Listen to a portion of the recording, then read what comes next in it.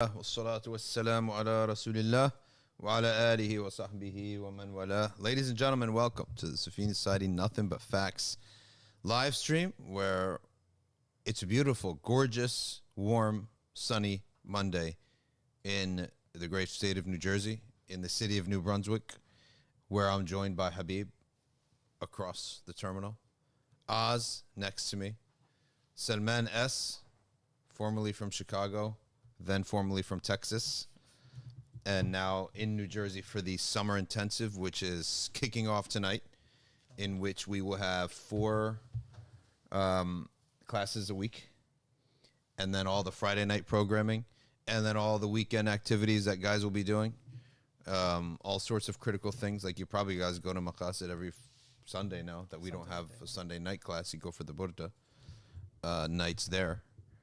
Afternoons, really, after Asr. Is there a champagne bottle looking thing right there that has Zamzam water in it? We'll get back and take that home. Very beautiful label, but curious about the shape of the bottle, because this is sort of known for najasa, like champagne and stuff. Now it has Zamzam water in it, but I guess, like, I understand their intention is great. But just for your information, some people may be commenting and saying, like, look, if I'm holding this like this, what do you think I'm holding, right? Yeah. So that's why maybe a different shape bottle, something unique, something only Muslims have thought of. Yeah. Like a shape that's unique to us, and that becomes your Zamzam bottle. Yeah. How about when you're having coffee, right, in the movies, and you see the guy do this, and it's coffee? Yeah. It's just like a little liquor bottle looking thing. The problem is these liquor companies, they got a monopoly on the nice looking bottles. That's the thing. We have a packed house today. Ahmed Ali, Zabe. So a lot of our guys are moving on. Kareem's moving on. Sheikh Murad's moving on. Sheikh Nisar has already left. Ammar is leaving. Ryan is already out. Okay. So now we're gonna have basically Zabe come up and get in training. Oz is going to med school. Halfway. Huh? I'll be like halfway. Oz is like oscillating. Yeah, inshallah. Okay, inshallah. Make dua for me. So someone like Oyan is staying, though. So Oyan is going to have to take on the bigger burden here with the guys and the crew, right? He's going to become a captain. There was like a vacuum, though, like during the pandemic. Yeah. And like a couple of years before that, all the older guys and the senior guys, they moved on. Moin was in South Jersey. Yep. South Harun was gone. Yep. Ali bin Saad got a job. Yep. So it was a big vacuum. Now there's a good rotation going on. That's because also we didn't have gatherings for a year. Yeah. And then we had these halfway gatherings, right? COVID style. By the way, what is going on with the COVID again? Ahmed, you're in the medical field. Why are people wearing masks again? But what is something happening? Did I miss? No. Some people, they just still wear masks, just out of some precaution. Precaution in 2023, when it's been done with. Oh, ham. What's going on? There's no news? I didn't hear of any outbreak. No. Yeah, like there's still like recommendations, like to like wear masks and stuff like that. Even like the hospitals, there's there's like N95 testing, fit testing for masks and stuff like that. I don't really see the need for it. Okay, because I'm thinking Nimra's asking where they're going. They go to study.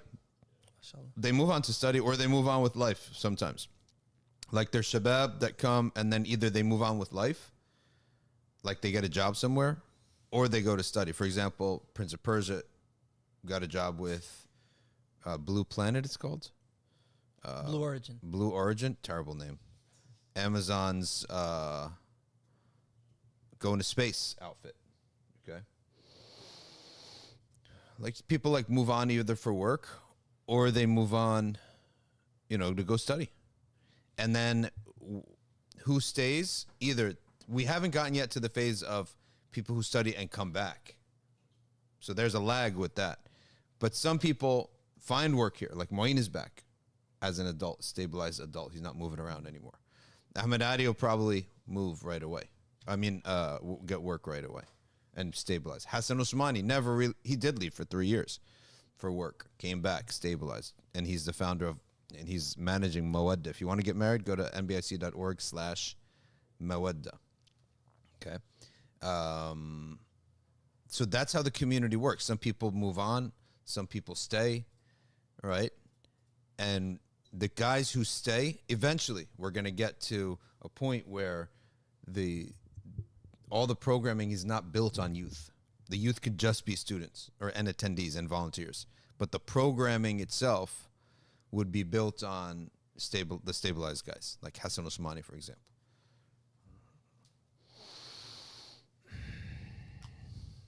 We're waiting for Noah to come in from Ohio. Now we begin on the reading from the works of Sayyid Muhammad al-Alawi al-Maliki. Okay. Kamalu khalqi al-qalbi al-Muhammadi. The complete, the perfection is really, Kamal is translated as the perfection of the creation of the heart of the Prophet sallallahu alaihi wasallam. The heart is the most important organ. Where the heart is directed, the intellect works. The intellect just works wherever your heart's directed. So if you love something, your mind will work to make it work, right? To make it make sense to you. Okay, some people call this the what is it called again, Oz? Bias. Confirmation bias. Well, that's actually true. Except that a confirmation, just because you want something to be true, it's for sure that that's how the heart works, but that doesn't necessarily make it true or false. Just because I want something to be true doesn't make it true. So just because I love something and I found a proof for it does not negate the proof. The proof is measured just by logic and facts, right? That's how it's measured. So I do agree that there is a confirmation bias exists, but I don't negate just because I want something to be true that it's not true, right?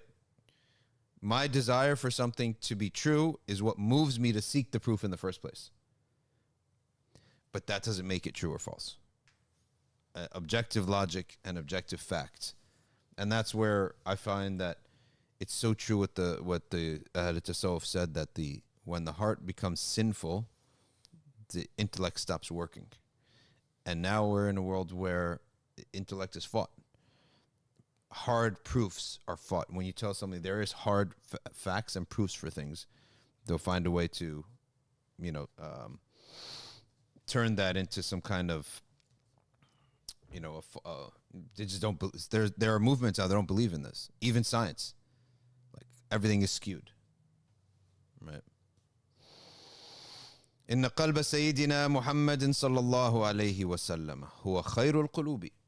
His heart is the greatest of hearts. Now, why is it the greatest of hearts? What makes it?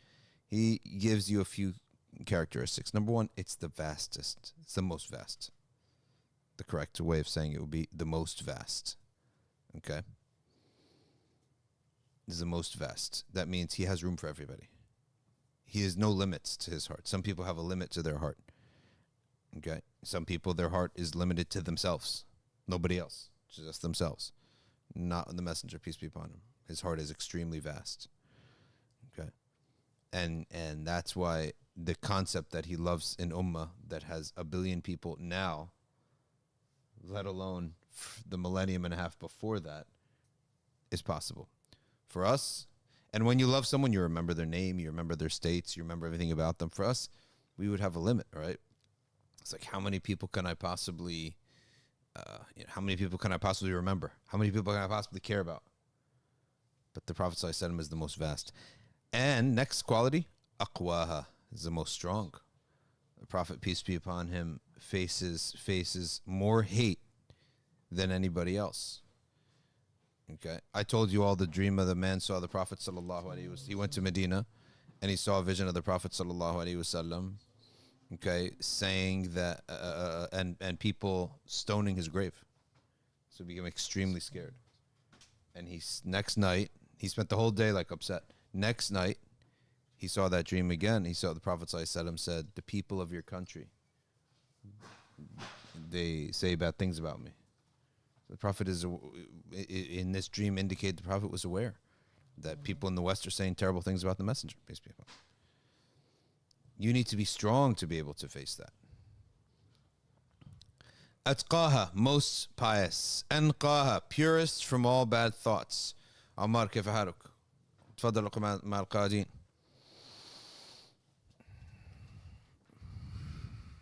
Ammar with his urban professional wear today. His New York cosmopolitan outfit today. Alyaniha, the most soft in his treatment of people. Okay. Is my volume low? How's my volume looking there? Should be good. Alyaniha. Araqiha, most gentle, most soft in when he deals with people. Prophet, peace be upon him, was very soft when he dealt with people. No one felt he was tough or hard. وهو القلب الواعي. His heart understands. Scholars talk about the heart as also being a source of understanding. So Bismillah. It's a place of, the heart is something that understands, right? There's knowledge of the heart. And so that's a little bit different than maybe contemporary views of things where only the intellect is what understands and the heart feels. No, we say the heart also has an understanding, has a capacity or a tool that thinks.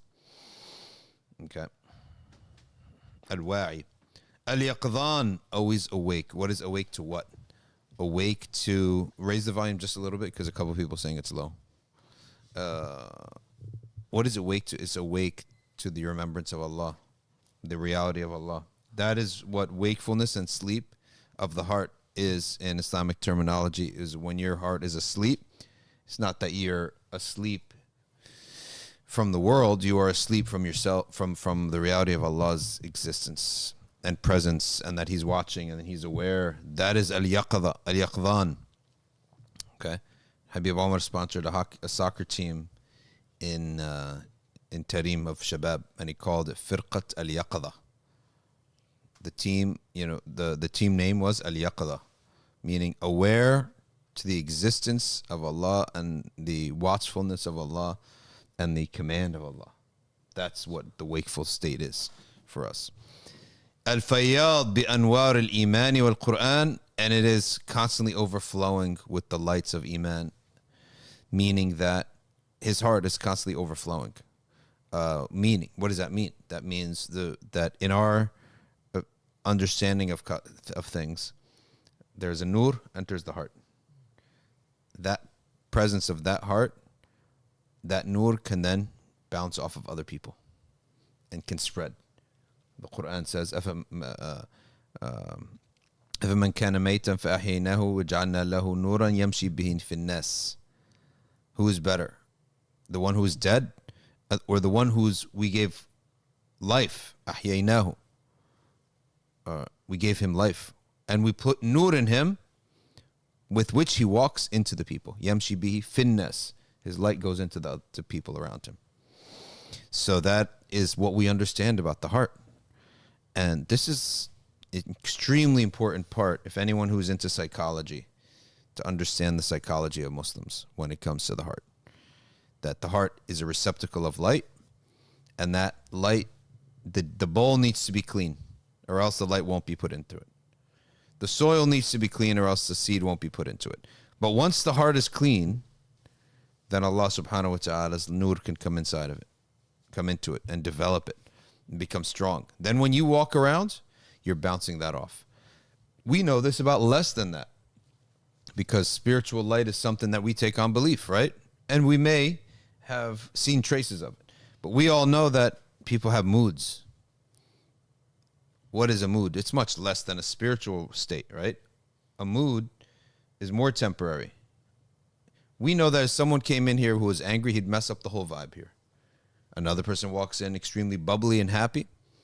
If a guy's getting married tomorrow and he walks in here, doesn't he make the whole place becomes happy, right? Because he's emitting that. If a guy comes in and he just had a funeral, all of a sudden we all change too, because he's emitting that. So we know that about moods. Well, the Quran tells us about your spiritual realities too. And darkness is spread. There's some people who they come into a place and they spread darkness because in their heart they attract. You can attract darkness. How does Shaitan work?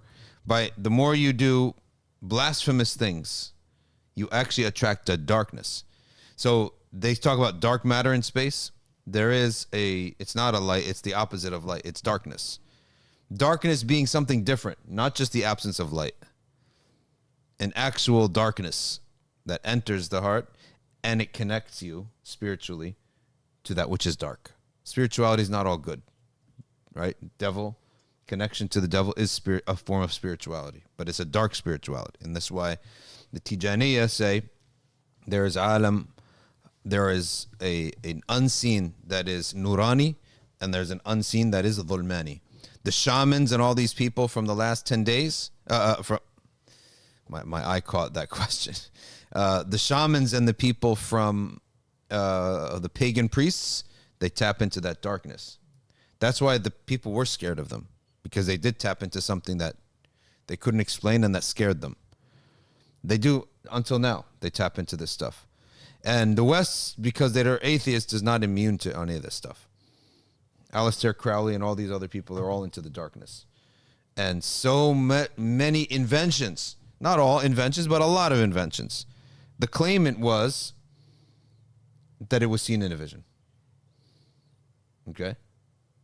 And so some, who knows what the benefit or who is benefiting most behind these and who's inspiring a lot of, not all, can't say all technologies are evil or bad, but some maybe, right? And some who knows what their intent is. But many of these guys said that they were Satan worshipers.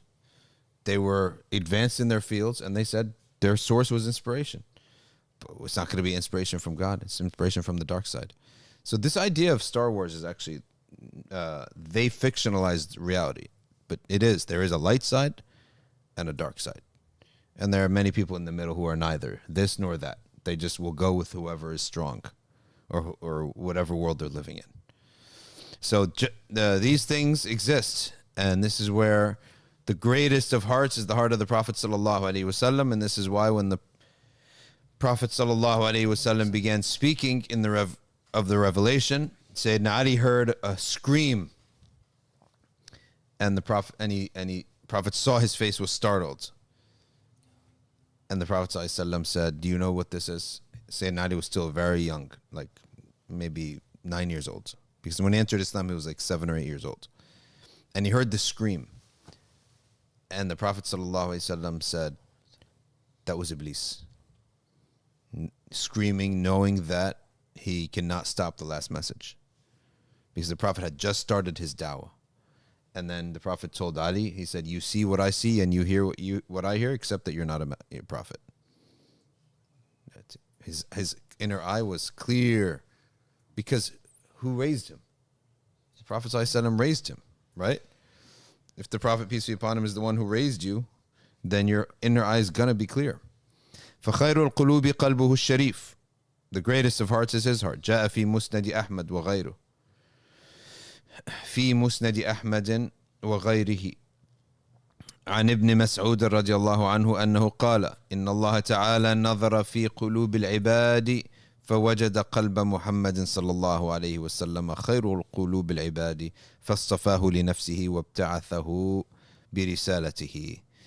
Ibn Mas'ud radiallahu ta'ala anhu says that Allah gazed upon all the hearts of his servants and found no heart greater than the heart of the Mustafa sallallahu alaihi wasallam. So he chose him for himself and for his last and final message. ثم نظر في قلوب العباد فوجد قلوب أصحابه خير قلوب العباد. Then he looked at all those who were not prophets and took the best of their hearts and made them his companions. So the first generation is the greatest of generations. فجعلهم وزراء نبيه يقاتلون عن دينه. They are the ministers of his religion fighting for him. فما رآه المسلمون حسنا فهو عند الله حسن. So whatever the Muslims see to be good is with Allah is good. وما رآه المسلمون سيئا فهو عند الله سيئ. And whatever the Muslims see is bad, it is in the sight of Allah bad. And what does that mean? That means that in case where there is no shara on a matter, there's no sharia on a matter, in the case where there is no revelation, no sunnah, and you need to make a judgment call, okay, then what the Muslims agree on as a urf, as an ijtihad collectively, that is what is good. Okay, that's what's good. So obviously, this is not in opposition to anything that will be in the Sharia. That would make no sense, right? Okay. وكما أن قلبه الشريف صلى الله عليه وسلم هو أزكى القلوب وأطهرها. His heart is the purest and most beneficial. فقد شق صدره الشريف منذ صغره واستخرج من قلبه حد الشيطان. Being that it is this way, his heart was opened and the portion that shaitan can access was removed from his heart. This is part of Muslim belief, is that the heart of the Prophet ﷺ was opened physically and taken out and put into a bowl of ice, snow. And a part of that, a little black spot was taken. Now this black spot, if you open up any heart, you won't see it. But when the angel Jibreel comes, that which is generally unseen to us becomes seen. And I think the word material is not a fully accurate word. Everything is material. Angels are material. Soul is material. It's consisting of a very fine, subtle matter. But it may not be of clay, and it may not be visible to us.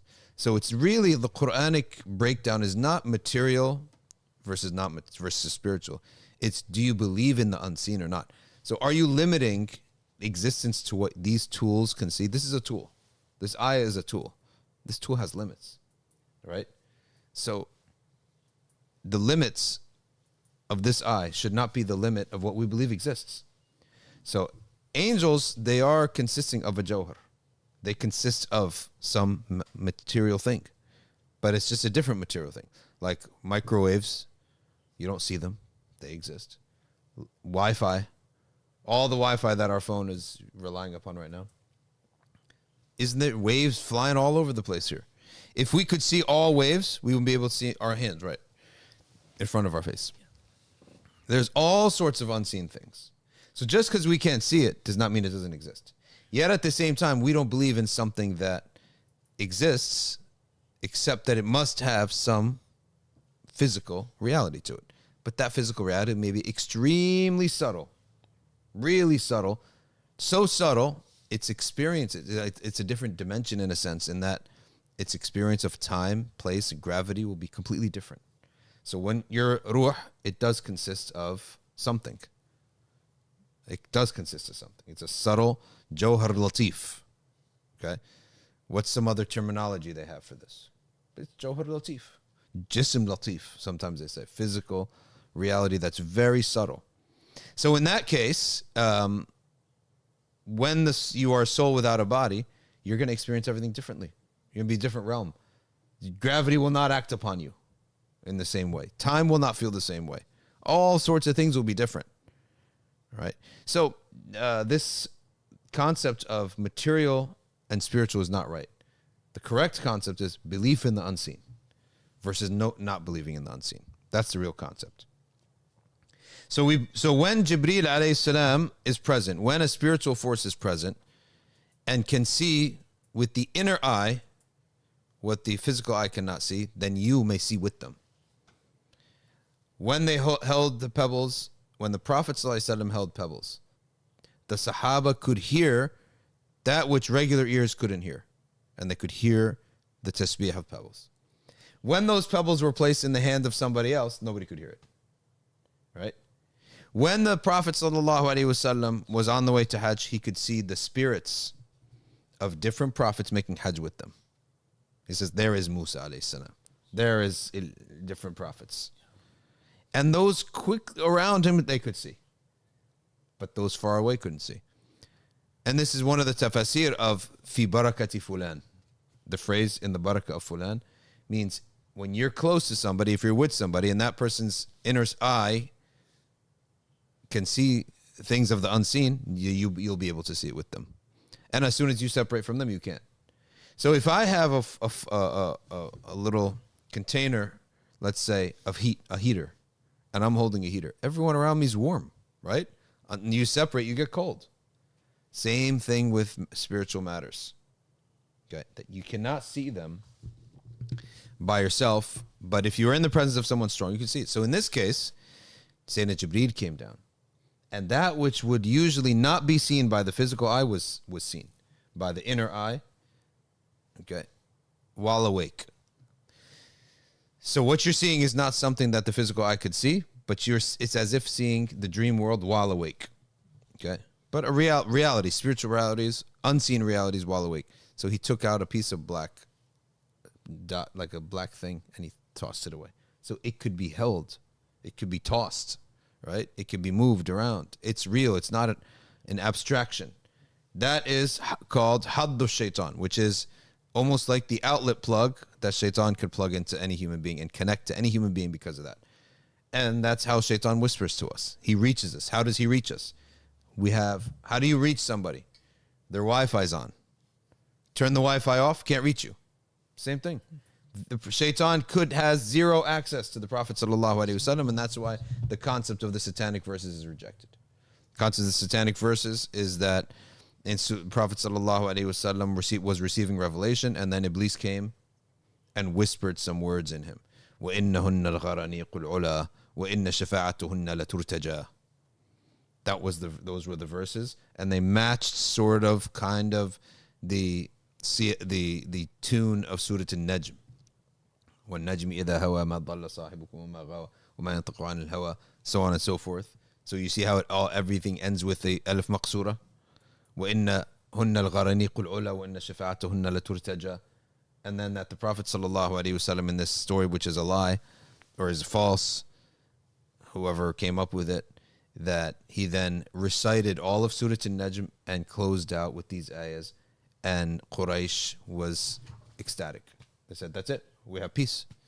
So they're not gods, but we can worship them for shafa'at with Allah. إِنَّهُنَّ الْغَرَانِيقُ الْعُلَى. They are like beautiful, long-necked birds. So they're not gods, they're creations. But their shafa'ah is desirable. The intercession of these false gods, is these 360 gods around the Kaaba, is desirable. So they said, Muhammad, this is an amazing compromise. We're at peace. Khalas, it's all over, folks. We're at peace. Muhammad's admitted our idols can be worshipped. Therefore, our Hajj business can continue. That's all they care about. Don't curse our gods so we can have business.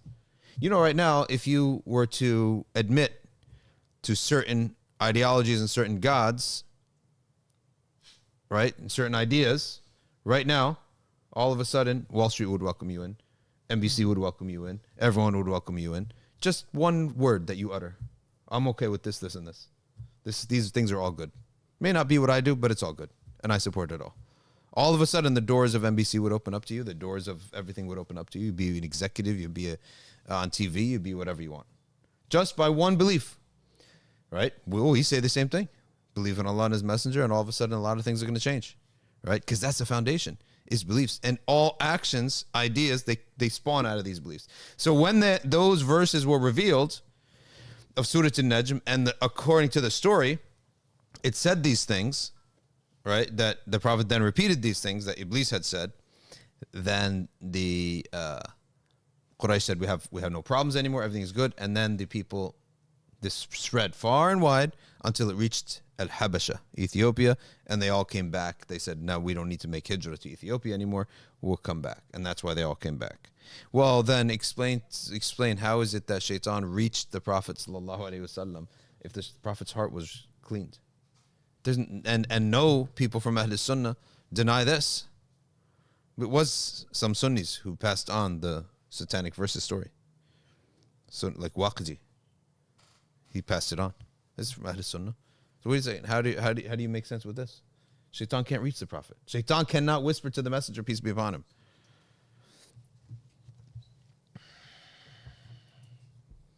Okay. كما روى مسلم وغيره عن أنس رضي الله عنه أن رسول الله صلى الله عليه وسلم أتاه جبريل صلى الله عليه وسلم وهو يلعب مع الغلمان. The Prophet was playing with the boys. فأخذه, he was a child himself. Okay. He was a child and he was playing with other children. Okay. فأخذه فصرعه. He took him aside from all the boys and he laid him down on his back. He put his finger on his chest. فشق عن قلبه. He opened his chest. Took his heart out. فاستخرج القلب. And then he took a clot from it. فقال هذا حظ الشيطان منك. This is how shaitan accesses you. And he flicked it away. Then he took a bowl, a golden bowl with zamzam in it. And in another narration it says like ice. And then he took that and he washed the heart of the Prophet ﷺ with zamzam.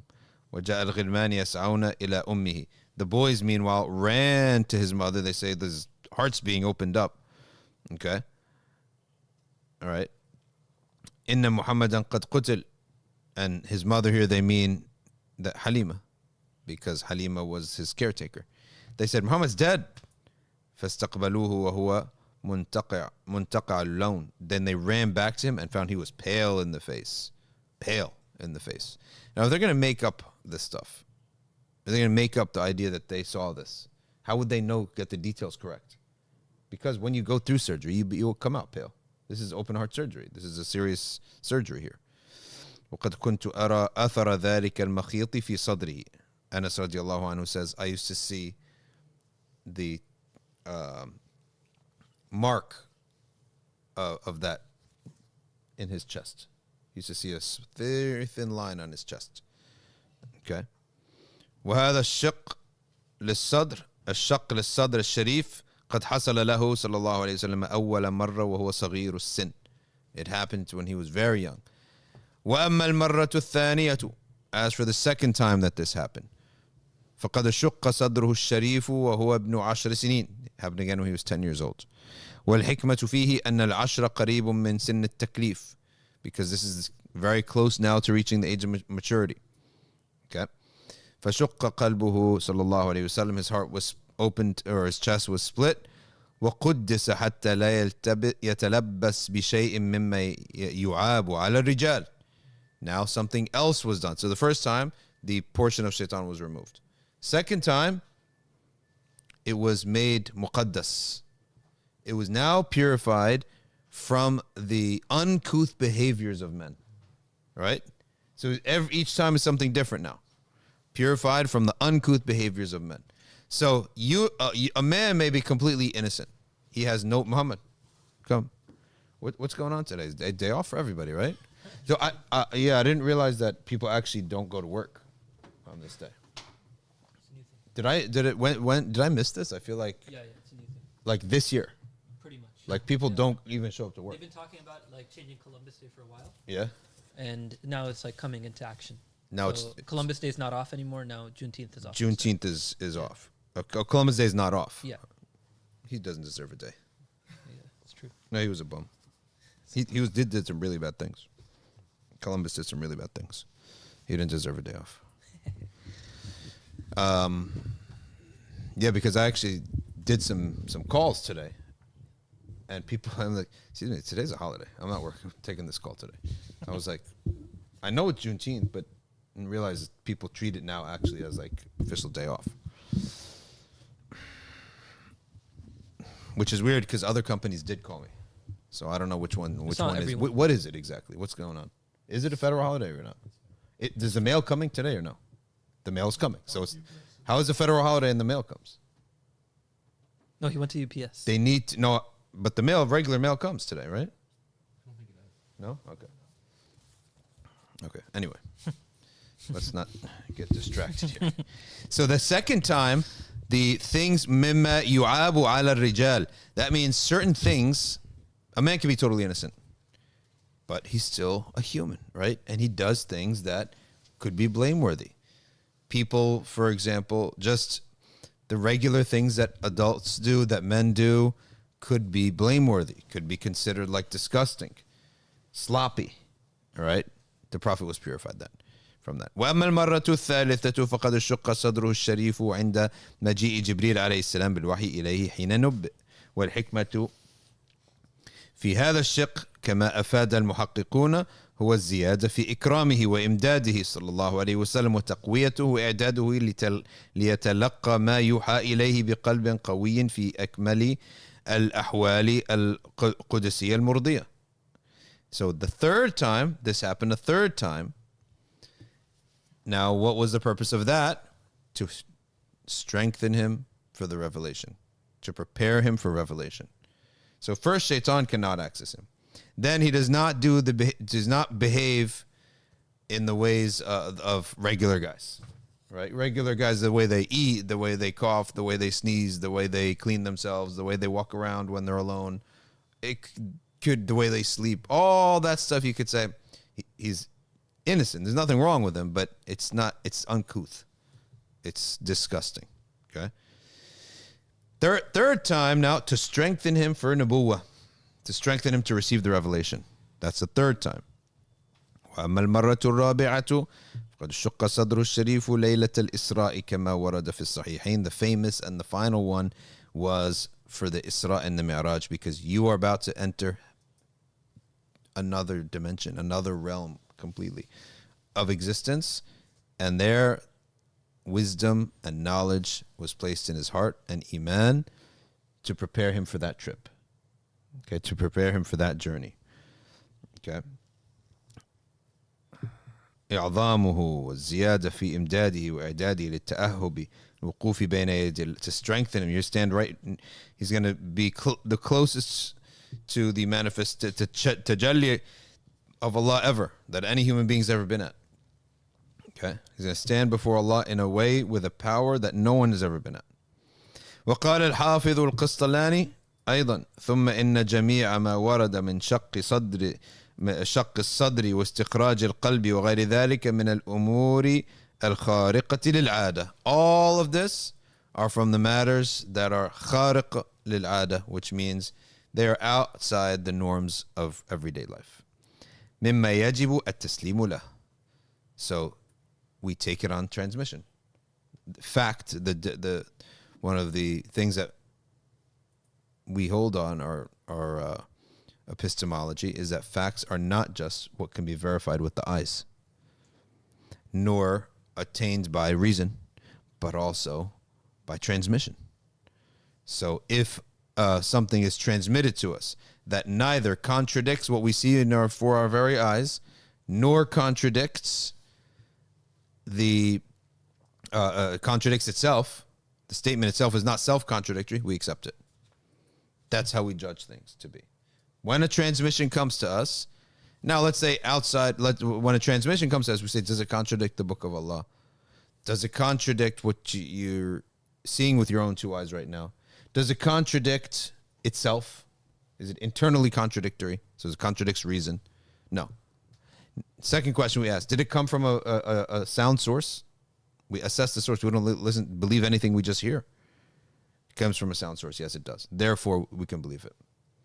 Or we must believe it if it's from the Prophet ﷺ. So we must believe this. So he said that, he's saying here that this is something that is from transmitted knowledge. We simply accept it. We submit to it. We don't object and say that because we haven't seen anything like this before that it can't be true. That's not how we judge things to be. Just because you haven't seen it, nobody's ever seen it. That's not the question. The question is, does it come from a sound source, and is it self-contradictory? No, it's not self-contradictory. Okay.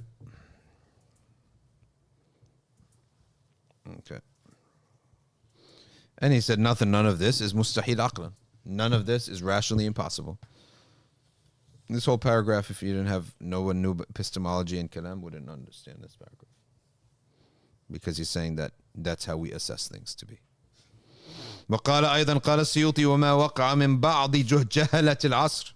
Suyuti said, okay, that some of the ignorant people of this age, they negate this. وحمله على الأمر المعنوي. They said, no, it's only in meaning. It's metaphorical. The cleaning of his heart is metaphorical. So wait a second. What is harder? That or Isra and Miraj? Right? Isra and Miraj. You believe that the Prophet physically went to Jerusalem and came back, physically went up to the heavens and came back. Why would you believe that then? Okay. وإلزام قائله القول بقلب الحقائق فهو جهل صريح وخطأ قبيح. This is ignorance and a bad mistake. نشأ من خذلان الله تعالى لهم. This is because they earned God's humiliation. Humiliation of Allah subhanahu wa ta'ala is not that you trip and stumble in front of people. No, humiliation of Allah ta'ala is you go astray. He no longer guides you. So you're humiliated in front of whom? The angels and the pious. And these people were close, were drowned, he says. Uqufuhum. They made i'tikaf upon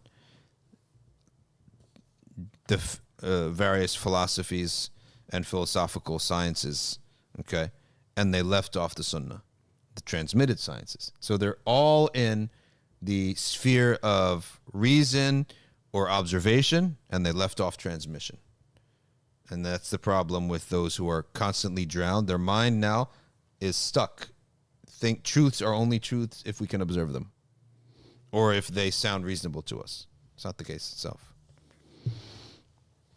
لقد أعطى الله تعالى رسوله صلى الله عليه وسلم يقظة القلب فهو في توجه إلى الله تعالى ووعي عنه دائمين لا تعتريه غفلة ولا يطرأ على قلبه شائبة نومة. The Prophet ﷺ, his heart is in yaqadha. Never is the Prophet ﷺ forgetful of Allah.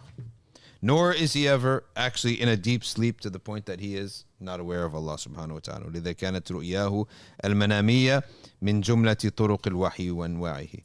Hence, when he sleeps, his vision in his sleep is a form of wahi. كما أن نومه لا ينقض وضوءه. Well, the same thing. The Prophet ﷺ has a khususiyah. His sleep does not break his wudu. Only him صلى الله عليه وسلم. قد ثبت ذلك بالأحاديث الصحيحة. في صحيح البخاري وغيره عن عائشة رضي الله عنها في حديث قيام النبي صلى الله عليه وسلم بالليل قالت Aisha said about this, I said, O Messenger of Allah, do you sleep before you pray witr? He says, Aisha, my eyes sleep, but my heart is always awake. It never sleeps. Okay. Bukhari's wording, جاءت ملائكة إلى النبي صلى الله عليه وسلم وهو نائم. Angels came to the Prophet صلى الله عليه وسلم while he was asleep. And in the riwayah of Tirmidhi, خرج علينا رسول الله صلى الله عليه وسلم فقال, the Prophet came out to us and said, I saw in my sleep as if Jibreel was at my head and Mikael was at my feet. This is an example of how the visions of the sleeping visions of the Prophet peace be upon him are revelation. Jibreel is at my head, Mikael is at my feet. One of them said, he's asleep. The other said, his eyes sleep but his heart is awake. They said, okay, your companion here, he has there's a method for him or an allegory for him. Okay, so they said, okay, what's the allegory? مثله كمثل رجل بنى دارا. He's like a man who built a home, and he made in it a large table of food, a long table of food, and he sent all the people out to call the people to eat in this brand new house with this new spread of food, wonderful spread of food. وَمَنْ لَمْ يَجِبْ دَاعِي لَمْ يَدْخُلِ الدَّارِ. All you had to do is follow that messenger back to the house and you can eat from there. That's all you had to do. But some people just said no. Why would they say no? It makes no sense to say no. They just said no. Okay. All right. He said, what does it mean? It means that the abode is paradise. The caller that's inviting people is Muhammad. Whoever obeys him and follows him, you only follow him to a feast. Right? All the rewards of Jannah. In the Sunan of Ad-Darimi, أتي النبي صلى الله عليه وسلم فقيل له لتنم عينك ولتسمع أذنك وليعقل قلبك. The Prophet ﷺ was, an angel came to him and said, may your eyes sleep, but your ears hear and your heart understand. So since then, my eyes sleep, but my ears can hear and my heart can understand. It was said to me, Sayyidu Sayyidun bana daran, a master built a house, and he fasana'a ma'dubatan, he then made a large table of food. Wa arsala da'iyan, and then he called people to invite others to this meal. فمن أجاب الداعي دخل الدار, whoever answers this caller enters the house. وأكل المأدبة, and he eats from this table, and the master is pleased with this. And whoever doesn't, he doesn't eat, enter, and he doesn't eat, and the master is not pleased with him. That's the whole summary of the religion. That's all it is. That's how simple it is. Okay. Next chapter is on some of the benefits of the splitting of his heart, but we'll stop here. All right, what's in the news, Oz? Anything new? We ready for tonight? What are we eating? It's up to you. Huh? What do you guys want to eat tonight? Pizza? And no. Something fancy. Yeah. Biryani? Biryani? Maybe. Yeah, we got to figure that out. Zabe? You heard people they're upset at you. Why? Because you don't like fiction. No, I don't like fiction. I don't like fiction. I was like, what's there to be upset about? This is Who would be personal preference. actual upset? There are people on Twitter. You didn't see them? No, I said, I actually, the question was actually nonfiction, but I'm thinking in my head fiction. So I said, no, I don't read any nonfiction. I meant to say I don't read any fiction. No, I didn't read any fiction. What did they say on Twitter? Nothing. They're just like, there's fiction has value and stuff like that. Yeah, I'm sure it does. value. Who has time for this stuff? Yeah. Right? Who literally has time for this stuff? Right? Yeah. No time for this stuff.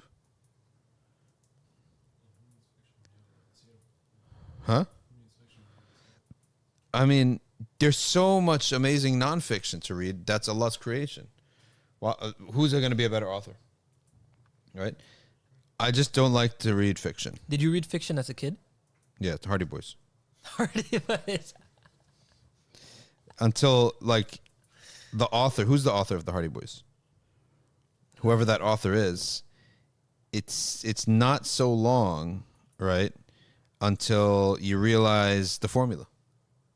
That means his mind has a limit. Like, he cannot imagine anything. It's formulaic. Then John Grisham, all his books. After like the sixth book, you're like, let me predict it. A beautiful young law student, right? And then a big bad firm of some sort, company of some sort. And then David takes on Goliath, right? This is formulaic after a while, right? So you then realize, like, humans have limited intellects. And then the idea that I really can't wait to see what happens next chapter. All you want to know is basically what a regular dude is imagining.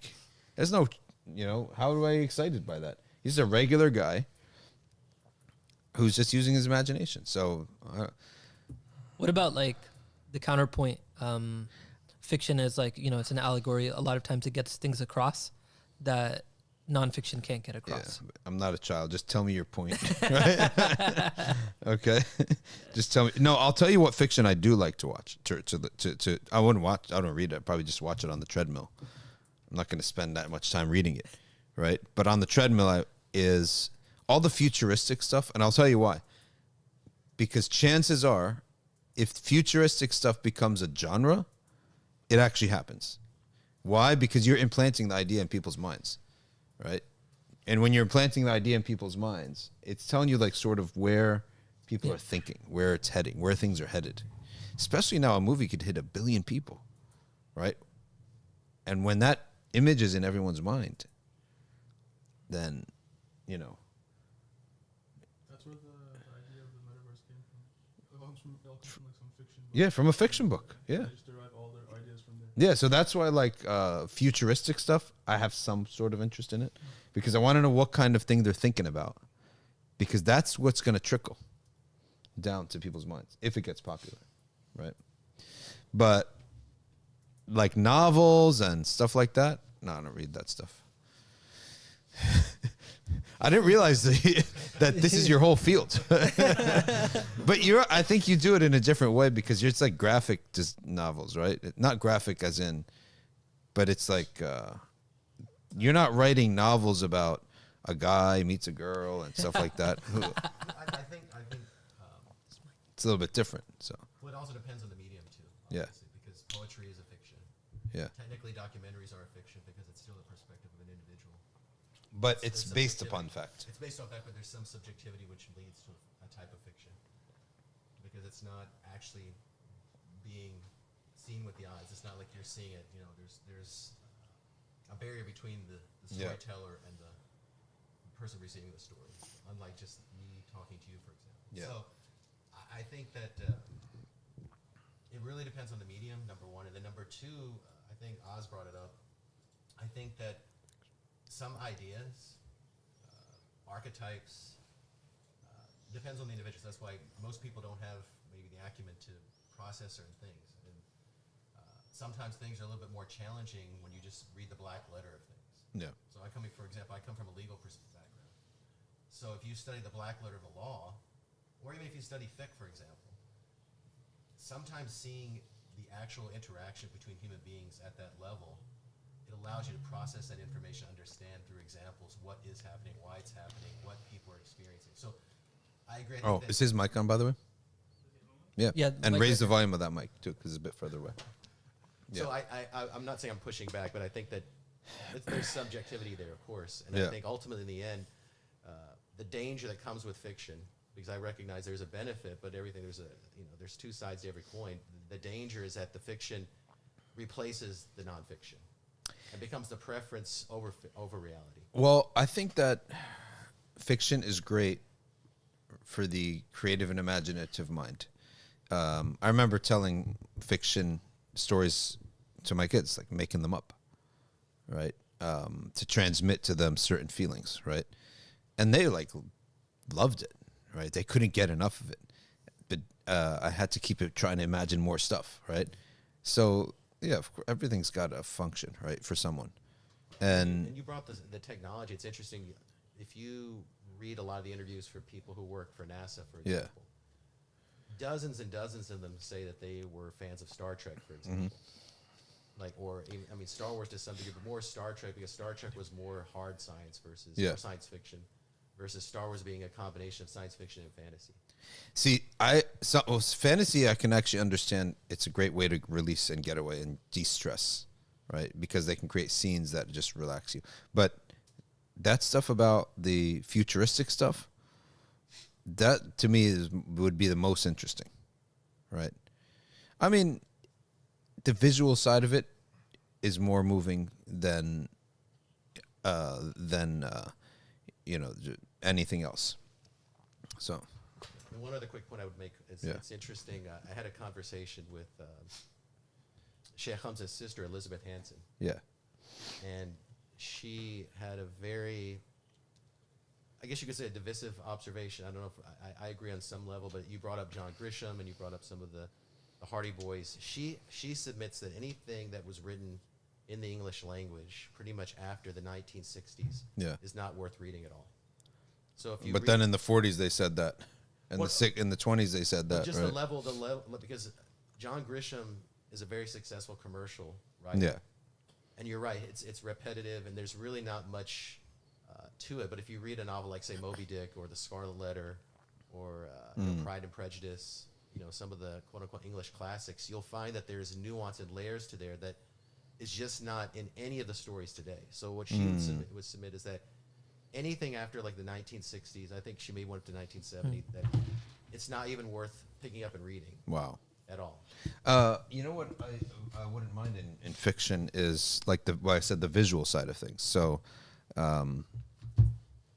because it's faster, it's quicker, I understand, it's not just about the content. It's about how it fits in life, in my personal life, right? It's like there's no time to wrap around and like if you were growing up in England and France, those guys wrote novels like this in Russia because life was so simple. There's time for you to go deep into your imagination. And then you are sitting at home as the reader is bored out of your mind. What's better than to, get deep into someone else's imagination, right? So I could get it from back in the old days. You're sitting in England and there's nothing going on, or anywhere in the world, life is pretty slow. So there is time and luxury to get into someone else's imagination and see what they're saying and, you know, stuff like that. So the last quick point about that, I think you make a really, really important observation, even though I'm in this industry and this is what we're working on. But I think ultimately, this is what separates the Muslim creative or artists from the non-Muslim or secular creative, is that ultimately what we're doing is we're trying to provide a service or an escape, however you want to frame it. Plant the seeds of an idea there so that people eventually find the truth and they can put away the toys, so to speak. So someone like yourself, or many of the students here, ideally there would not be a need for fiction. What we're trying to do is we're trying to inspire them to actually explore the truth, the ultimate truth, the haqq. To get to the truth. To the truth. So once they get to the truth, you're obviously never going to go back. And that's why one of the wisdoms my father, who's may Allah subhanahu wa ta'ala reward him, used to be a huge film fan. And he used to tell me back in the day that, look, you can watch these classics, what have you, there's benefit. But at some point, if you continue to be a student of knowledge, I don't have to tell you that you don't read this, don't watch that. You will eventually fall away from that. Because eventually the truth will be more appealing to you than the fiction. And so for most of humanity, they're not at that stage. So what we're trying to do is we're trying to plant the seed so they can eventually become students of knowledge on whatever trajectory they're going. Just seek the truth. Exactly. That's what George Lucas tried to do himself. He himself was not into just storytelling for no reason. He had a vision for storytelling. And those are the ones who are most successful, right? People who have a vision behind their story. There's a purpose, not just telling a story for the sake of a story. Something really interesting. If you look at classical books, nonfiction and whatnot, fiqh is a great example of that. Really, there's no such thing as drawing diagrams and drawing pictures and stuff like that. 90% of the time, it's like, even if they're doing something that could very easily be explained in a chart or a graph, no, they'll write it. They'll write it out because at that time they want to train the mind to think like in a more plastic way, where you come up with the diagrams in your brain and you can visualize it. And people used to have that kind of abstract thinking. And I think that as time goes by, that level of abstract thinking is becoming less and less. So like, it's always nowadays, it's very difficult for people to, as you said, like to approach things head on now. And everything is always, give me an example. So because of people, like, it's really like our ability to abstract things and big ideas and stuff like that has decreased so much. It always has to be, tell it to me in the version of a story. Nowadays, like corporate America, how do you give like a presentation, for example? Even diagrams is too much for them. Now it has to be, tell it as a story, right? You think that's bad? I think it's just showing that we're really losing like a lot of what it means to be human, what it means to be intellectual, what it means to be smart. Like, I think that if we go back 300, 400 years ago, people were just way smarter than us. They could think in abstract ways. And if, like, there's so many examples, for example, of the Prophet ﷺ, he never explained even like aqeedah or things like that in the way that we would in kalam. He would tell a story or he would tell a metaphor and people would understand immediately, just automatically what he means. They wouldn't have to get into detail about that because they're used to thinking abstractly. Now everything has to be spoon-fed to us. No, but when you said that telling it in the form of a story is a reduction. Right. But I thought that I would view it as that is like the height of the best way to communicate is through a story. I think it could go both ways. Because you cover, in a story, you cover the emotional aspect. Right. And you cover the abstract aspect. Right. And it's the broadest way to teach something. Like, what is the Quranic methodology of teaching? Stories. Right. With heroes. The prophet is the hero of every story. And there is no prophet except he had an enemy, antagonist. Right. Because humans have emotional connections. Right. And the abstraction is only one layer of the meaning. Right.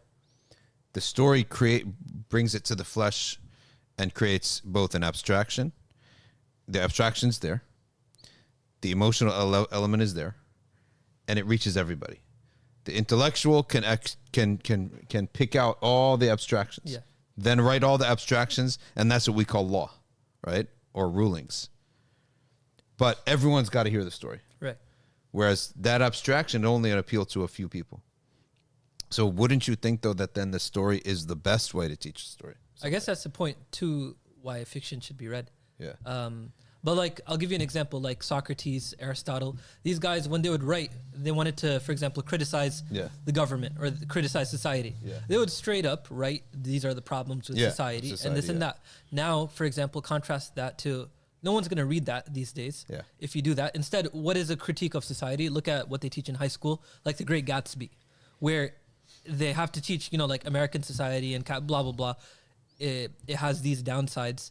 They have to tell it in the form of a story. Yeah. When back in the day, people would be able to read that, come up with their own story, and come up with their own abstractions themselves. So I think to a certain level, the stories bring down something like... Yeah.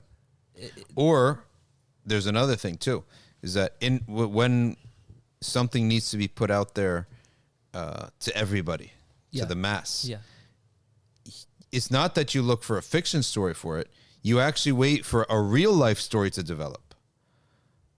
Like, for example, for the Agberfeld case. How did it become a thing? Because it actually happened. There was a guy. You either identified with him or you identified with the gay couple, right? So when the reality took the form of a story with an antagonist and a protagonist, it captured the whole nation's attention and was able to go into court. As long as it was merely in the form of, shall we do this or shall we do this as a society, it doesn't move anybody. And it's not something we can legislate. It's just an idea. But once it actually rubber hit the road on it and became a reality, that's why I'm really a big fan of nonfiction. Because that's stuff that actually happened. The fiction stuff is saying, well, this could be a possibility. That could be a possibility. But once it actually happens in real life, now you actually fork the society. Everyone had to choose this guy or that. You're not choosing a theoretical side. You are, but if you put that out to people, they won't make a decision. But if you put out, do you sympathize with this guy or with that guy? Yeah. Now all society takes a decision side, right? And the law could take a side because these are real humans. And once the law takes a side on this case, it's for everybody now. So that's where like the abstraction and reality and story mingled together. That's where it comes in nonfiction, right? And the storytelling is like, in the absence of nonfiction, we write our own story. Theory is, and also in the absence of a reality situation, we'll write down the abstract theory. The best of all is when it actually happens. That's why the seerah. It's not the Prophet ﷺ didn't give abstractions. Let's create, demonstrate, and then by taking action, a story was created. But it was a nonfiction story. It was like it was a reality. It was truth. And once it's true, now all of a sudden everyone's got to take a side. You know, and that's the value of action over thought. You can't have thought without action. You can't have action without thought. But action by itself is better than thought by itself. Because thought by itself, I don't have to do anything. But when it's a reality in front of me, I have to take a side. You know what I mean?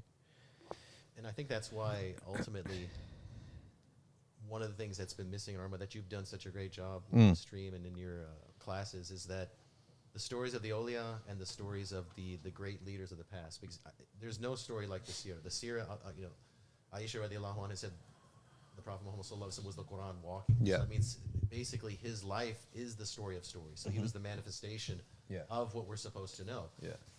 The one thing that's important about the stories of the awliya and people from different times, and that's why I think storytelling is so important, is that there's a subjective element to that because of the time frame, because of the period of time. Because the one thing that human beings tend to do, especially in modern times, is they say, look, that was the Prophet of God, sallallahu alaihi wasallam.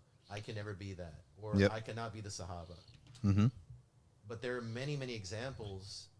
You know, if you take, Salahuddin Ayyubi, for example. Yeah. Not to say we could be Salahuddin Ayyubis, but, there are people, there are untold stories of these incredible people who lived during their particular times, which are more contemporary to some degree. That allow us to relate to them and understand that this lesson is a universal message. Yeah.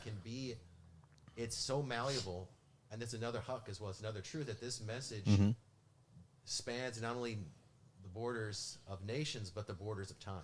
Well, that's why in the Quran, Mufassirin note the intentional absence of details, such that when you want to appeal to people across cultures and nations, don't mention names, times, or places.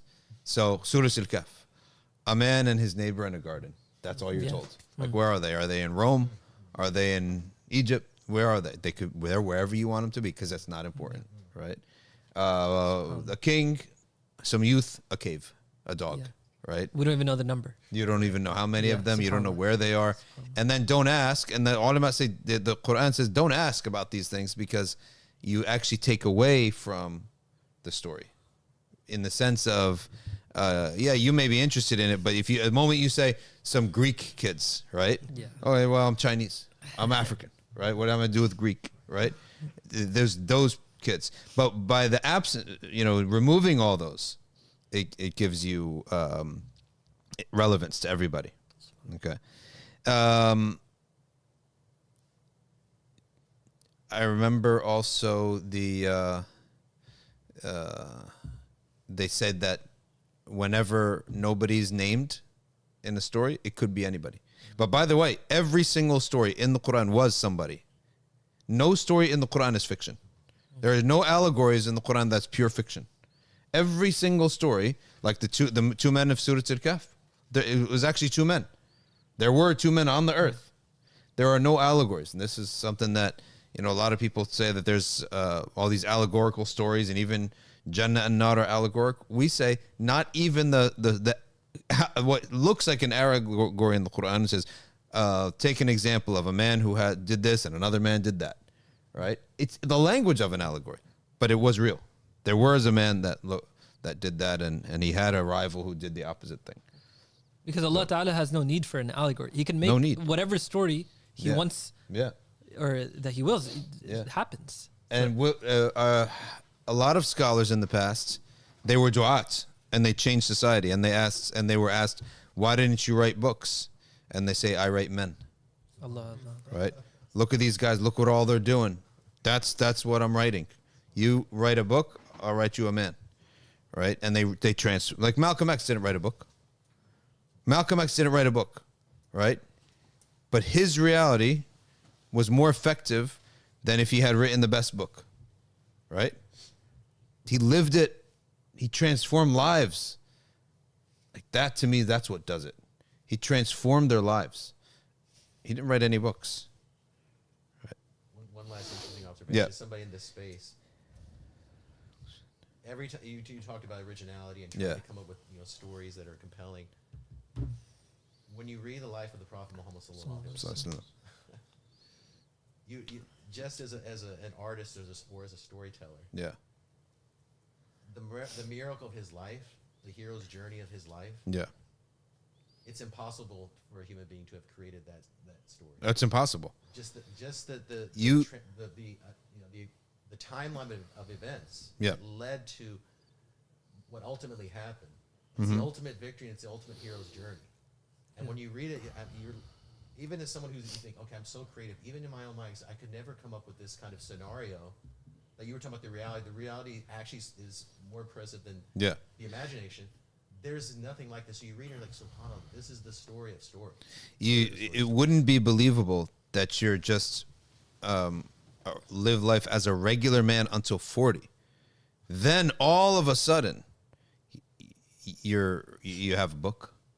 All of a sudden, you have followers. It doesn't work like that. If you truly were an orator from yourself, a leader just from yourself, socially concerned just from yourself, physically going to do all this work just from yourself, and fighting, you would have started that. It would have emerged out of you in their 20s.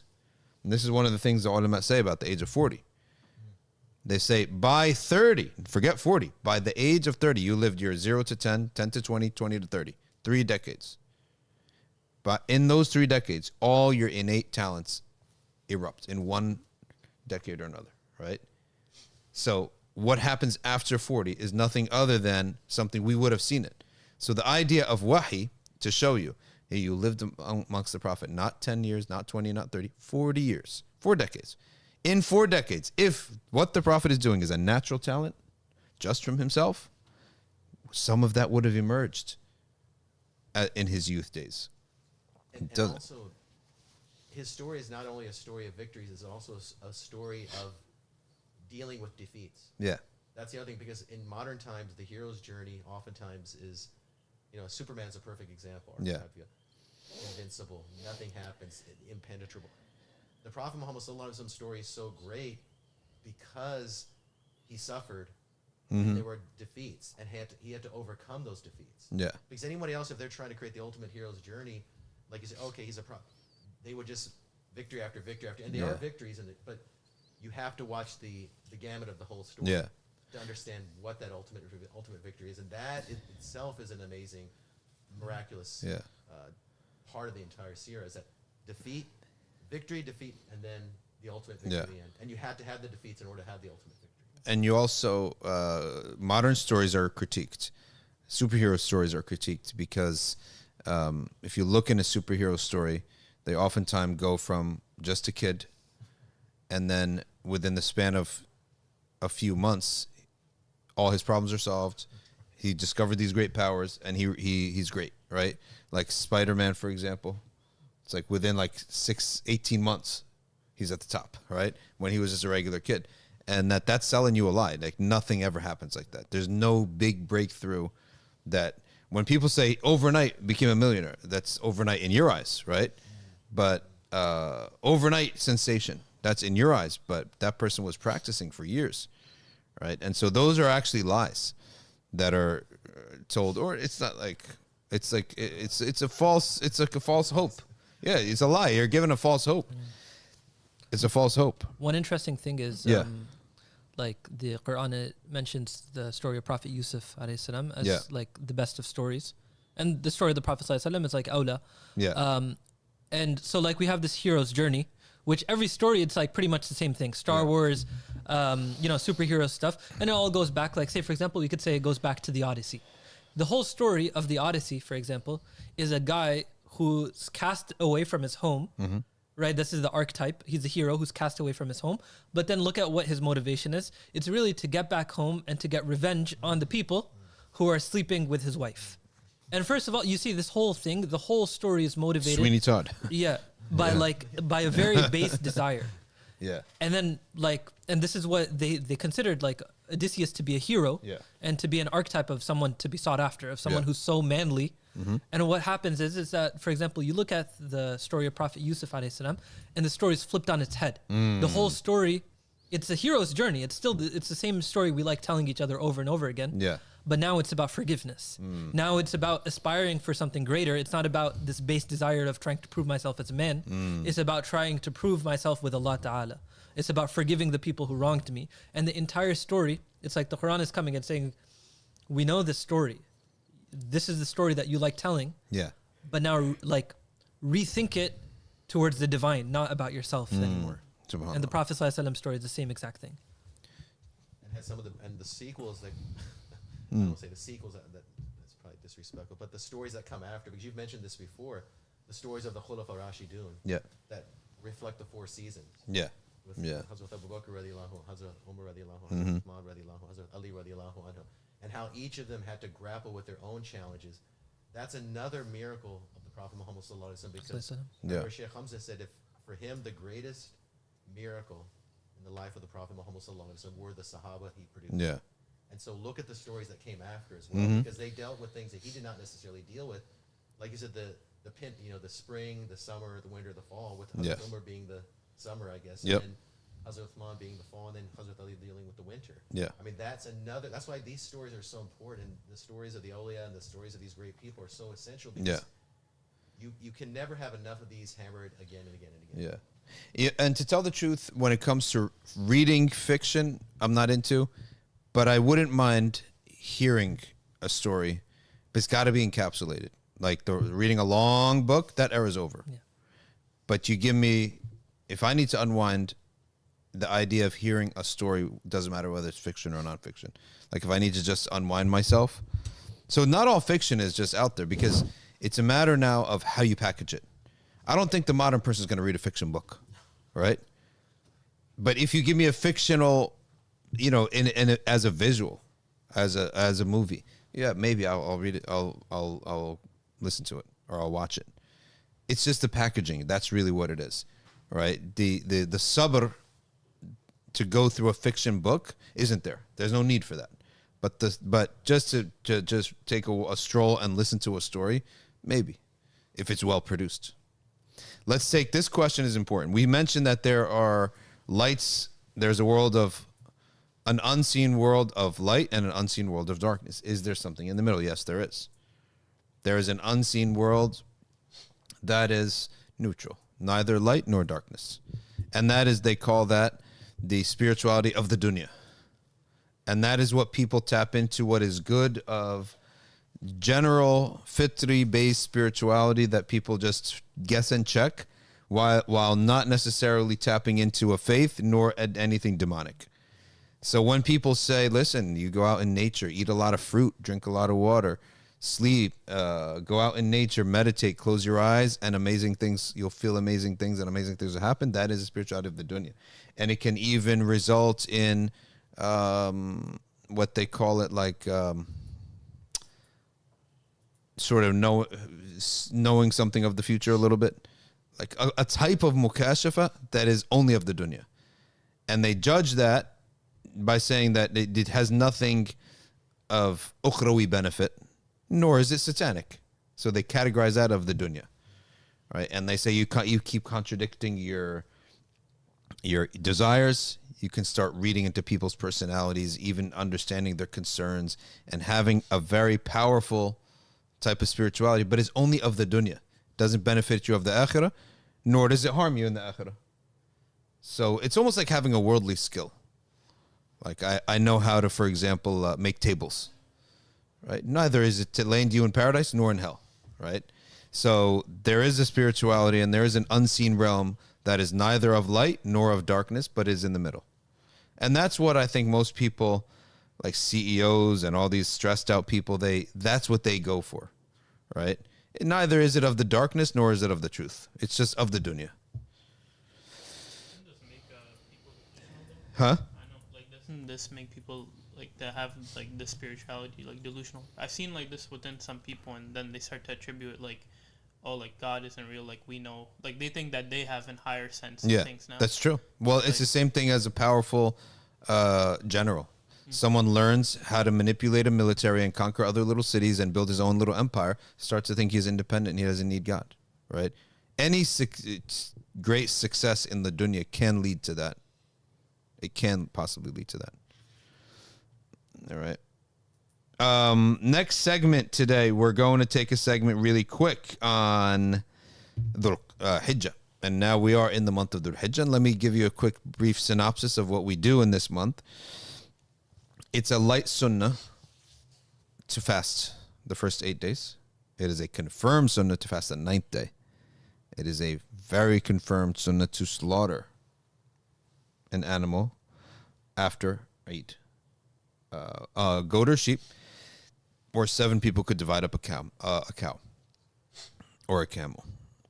And it is also a light sunnah to not clip your nails or remove your hair in any way, shape, and form. It's a light sunnah. People may do it, may not do it, right? Sunnah khafifa.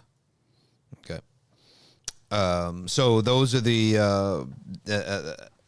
recitation of Quran should be increased in this month more than any other month. These are the basic. The 9th of Dhul Hijja is Yom Arafah. We fast that day, do a lot of ibadah all of that day, and then the night time is the Laylatul Eid. Dua is accepted on that night. So the night between the 9th and the 10th, which is Tuesday and Wednesday, dua is accepted in that time. That's really important. Okay. That is your brief synopsis on the month of Dhul Hijjah. And of course, there is takbirat that begin, right? That night of Eid too. And they go on for 3 days. I didn't hear anything bad about the Hajj registration this year. Like all I heard was it was actually smooth and it went through. Only problem is that you can't go with your own group. We can book a package, let's say us 5, but you can't book a group with your imam, for example. You're just going to go and you're going to get assigned a random imam. Many people don't care, right? The groups may care. The imams may have cared. I wanted to take my community to Hajj. You can't, right? So they're going to assign you a sheikh. So I haven't heard of any bad stories, like nothing close to last year's nightmare stories. Okay. All right, what else we got? Chocolate Walla, yes, Juneteenth in 2021, signed a bill. It is a federal holiday. Okay. Fatima King is tuning in from Mecca, anticipating Hajj. Oh, we need that dua for sure. We need that dua, no doubt about it. Ronnie is from the UK, tuning in. Okay.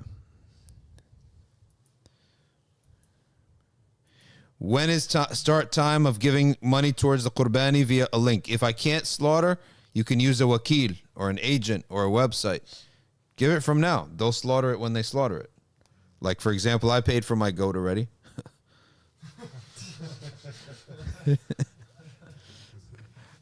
I paid for my goat as a pet. With the thing is, if it doesn't work out, it's going to be udhiyah, right? So I had to return the goat, as you all know. And it'll be, but I got in its place a sheep to slaughter. So I'll go slaughter it after Eid, right? Crouton gets to live another year, though. She's too young to be slaughtered, right?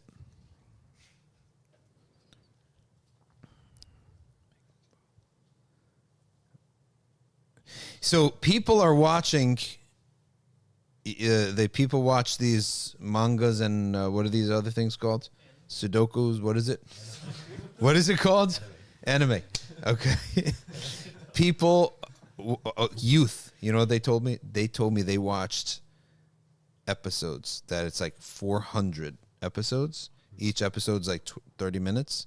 They watch it on 1.5 speed, and they've watched it, a whole thing. 400 episodes. That's 200 hours. And that they said they watched it 3, 4, 5 times because they find little amazing little, things here and there. Man.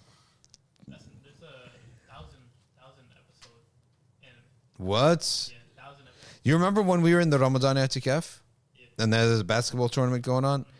And I'm sitting on the side watching the basketball tournament, and the kids who don't play sports were also sitting with me, right? And they said, no, we watched anime that's like 400 or 500 episodes. 400 episodes, he told me. But he said he watched it. He says he watches it again and again and again because he keeps discovering little things. The time waste. The time waste. See, youth, they don't realize what they have until it's gone.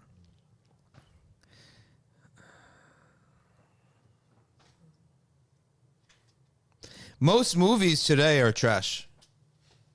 Most movies today, you can't watch any of them. There's very few movies you can ever watch, right? There's just so trashy. And it's just like direct trash. Not even subtle about it. Okay. Adil Muzammil is here from the UK, mashallah. He runs a school in the UK.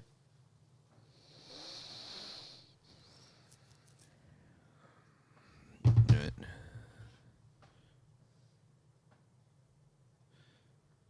Okay, let's take some Q&A now. We got decent amount of time. Monday, we take a lot of Q&A. Okay.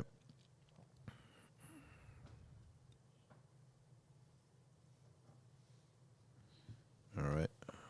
Islam, what do you have? I was interested in the Dhul's question over there. How do you know if your tawbah was accepted? How do you know if your tawbah is accepted? Firstly, the fact that you're making tawbah is the beginning of that. Is an indication that Allah wills to remove your sins. And then your tawbah is accepted. The sign of tawbah accepted is that you have actually forgotten about your sin after having made tawbah for, that you have forgotten about it. Yeah. So you have made tawbah so many times, so much, but over time, eventually you have forgotten about it, that's some of the ulama say it is a sign that the tawbah is accepted.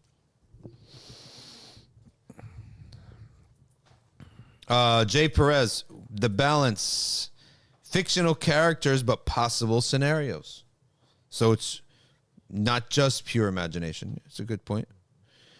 Okay. Ideas are deep. A third of the Quran is tawheed, a third is rulings, and a third is stories. Okay. Stories can contain ideas, but ideas don't necessarily contain stories, says Muhammad. Good point there. Okay. Oh, by the way, you know, speaking of stories and history and everything, the latest trend in the world is telling you that something that's mutawatir is a complete conspiracy. Like the Titanic. You heard about this? Like the latest thing on TikTok is this thing that the Titanic is fake. It was like the wrong ship or something. Yeah. They switched the name. Yeah, the actual Titanic, it's a cover. But another ship like it is one that went down. And that, in fact, it was J.P. Morgan who was against the Federal Reserve. And all these guys were on the Federal Reserve try to take it down, right? But that is the thing now, is taking something that's a complete fact. Now, this is where intellect has gone out the window. Complete fact about something. And then gaslighting people into that it never existed, or it never happened, or it was fake, or it was a conspiracy. We were talking about the flat earthers the other day, and how if you deny the moon landing, there's not much, but more rational. There is a rational possibility. Rationally speaking, it is possible that was faked. But to tell me the earth is flat is not. I'll tell you why. Just from a epistemological perspective, you're gonna like this. The moon landing was physically seen by very few people. Very few people physically saw another man standing on the moon. Okay, the photograph, we know. Well, right now we don't accept the photograph. Back then, what do you? They couldn't have faked something like that. It was possible, very possible. So physically saw the actual moon landing, very few people. Yeah. All right. Very few people, many people were in the room in Houston, okay, that famous NASA room, where they had been told he landed, but did they see it directly? I don't know. I don't think so. Even still, if 20 people saw it, is that make it an absolute fact? No. So I'm saying that it's likely that it happened, right? But it's not insane and mental to say that, no, it possibly couldn't happen. The idea that it was faked is not absolutely insane. It's probably out there, but it's not absolutely insane. That the earth is flat and the round earth is a lie, that's more insane. Many, many people have physically been out in space. Okay? Many, many people from all different countries. And they looked back and they saw the earth is round. That's mutawatir, you can say. Yeah. But the moon landing, no. Yeah, this is great for teaching hadith. Yeah. Like the scholars of hadith, they say like tawatur, you may not have a number of narrations, but it's more about the impossibility that they all... Look at Houston. Yep. All those guys were working for NASA. They're all Americans. They have an interest. Yeah, they all have an interest. It doesn't matter if it was 100,000. They could all get together and conspire. That's possible. It's very unlikely, but it's possible. Titanic, you got people from every country, everywhere from Europe, from Asia, whatever. Mm-hmm. And they can't all conspire. They don't know each other. Yeah. Yeah. So it might be the same number. Yeah. But one is tawatur. And one will say it's like mashhur. It's ahad, but it's mashhur. It's almost like it's dhanni. Yeah. And then it became mutawatir after that. Or it's like ahad, then became mutawatir. It's mustafid. That's the moon landing. But also I really liked what your son said yesterday, when he said that who has most to lose at the moon landing? When they were the Russians, right? They're rivaling the U.S. Sputnik goes up, then the U.S. lands on the moon. They would have been the first people to call the bluff, right? They have been the first people to say, no, this is a lie, right? But they didn't. They seem to have capitulated to it. So that's one thing. Let's take a question from Sadiq. You said that the intercession of the idols of Quraysh is shirk. How do we distinguish that from tawassul? No, it's not the intercession aspect. It's the validation of the idols. That's the problem. That validation of the idols. The concept of tawassul is possible from one whom Allah has validated, such as a prophet or a mu'min. Okay? You would not go and ask Iblis for his dua. So the concept of seeking someone's dua to draw near to Allah is not the problem. The problem is, who are you validating? So the validation of the idols is the problem. Okay.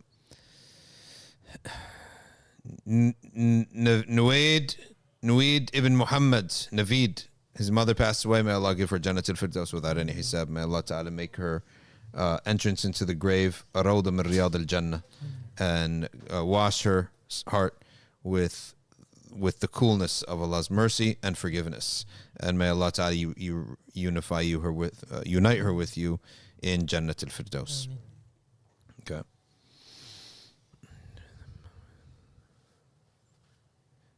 All right.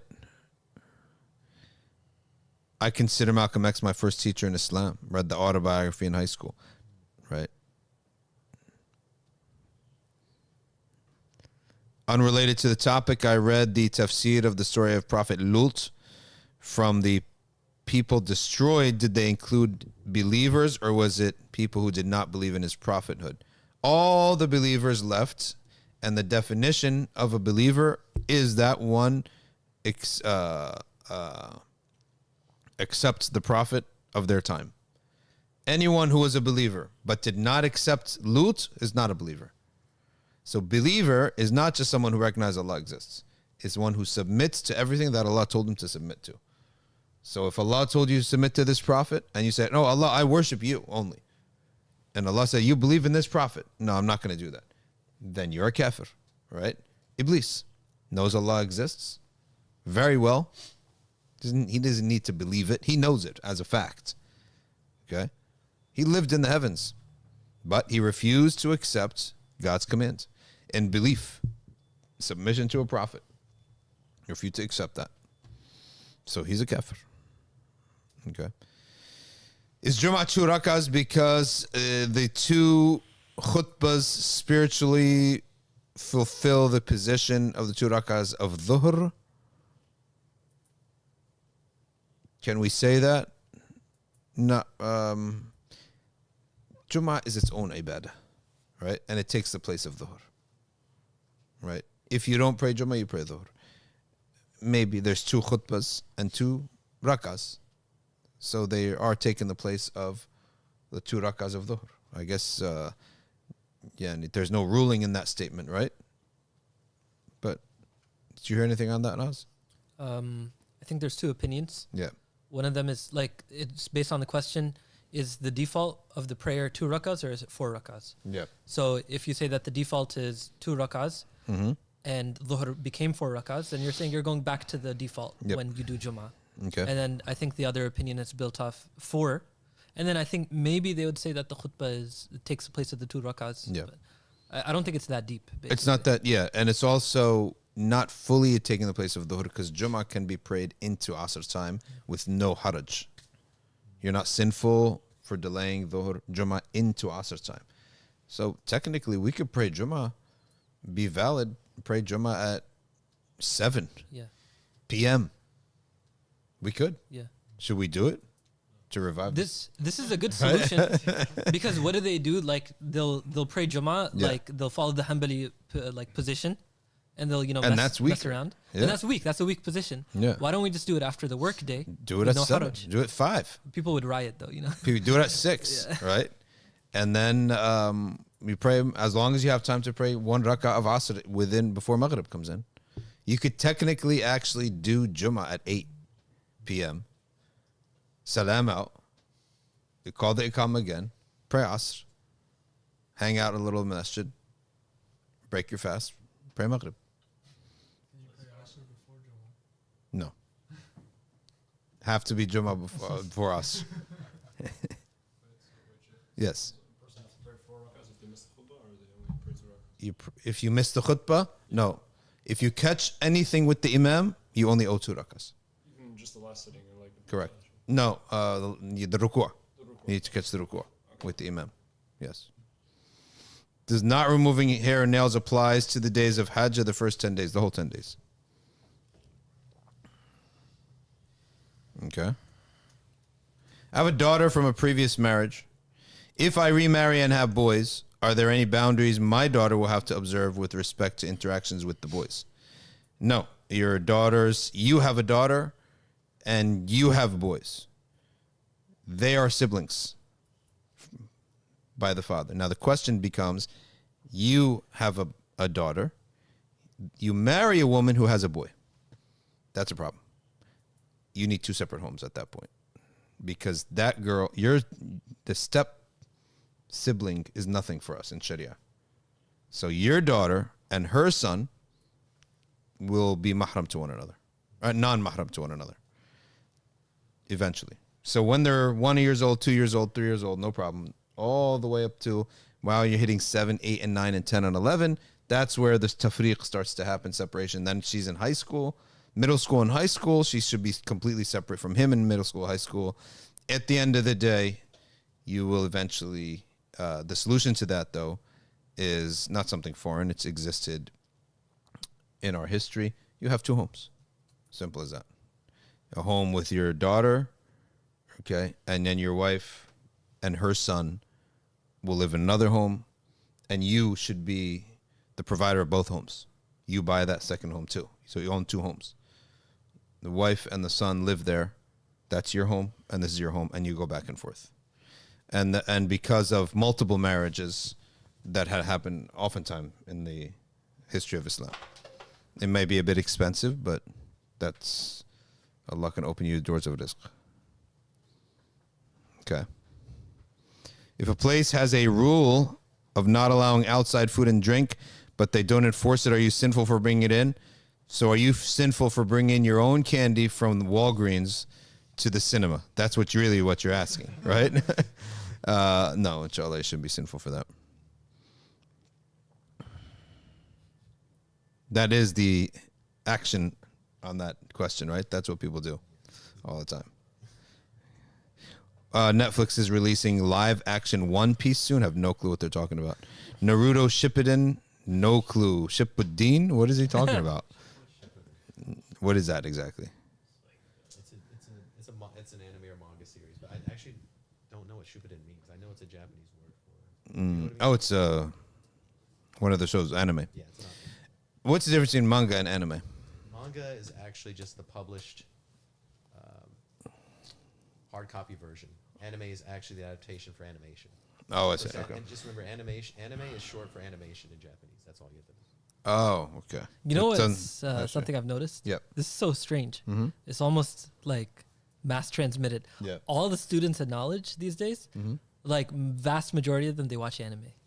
But vast majority of people. When I was in Egypt, all these kids, like what they do for fun is watch anime. I don't understand But that they're at all. normal about it. They're not like guys here in America, Yeah. but Well, I can explain why, actually, because I had a really interesting conversation with Dr. Naoki Yamamoto, who is a Muslim convert from Japan who teaches with Recep Sunturk in Turkey.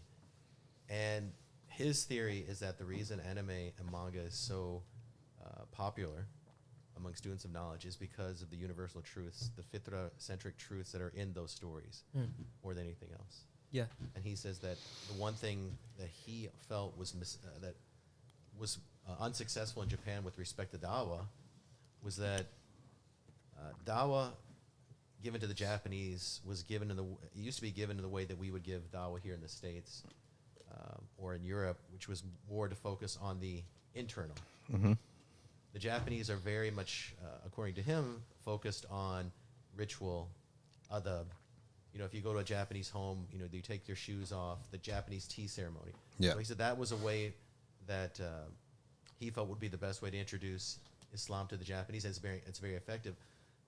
But at the heart of it, he was saying basically those stories, when it comes to adab and those outer trappings, their adab-related elements are completely consistent with our tradition. So I think there's You know, there's also this notion of the student-master relationship is very much important. So you have the Murid and you have the so all of those themes, I think they find it very, very relatable. That's it's like cathartic. It's cathartic because it's against because there's still in Japanese culture, regardless of what you say, there is respect for knowledge and respect for elders, even if maybe there's a difference of opinion what that knowledge is.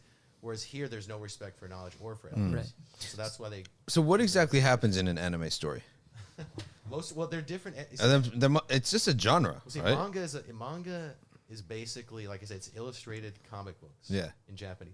So it's just a story. So for example, if you go to Japan, and I was there 20 years ago, so it's still the same. Yeah. You would go there, and everybody on the trains were spotless, by the way. I have to say, amazingly spotless, because they believe that if you harm, it's all this collective notion that we're all together in this. So you don't pollute or because you're upsetting others now. Yeah, exactly. So I just remember being on the train and everybody was reading manga. This was before the business people. And the thing is, the manga story. So for example, you would have a cooking manga. You would have a story about a politician. You would have like every single possible story was in manga. But why would they need the drawing?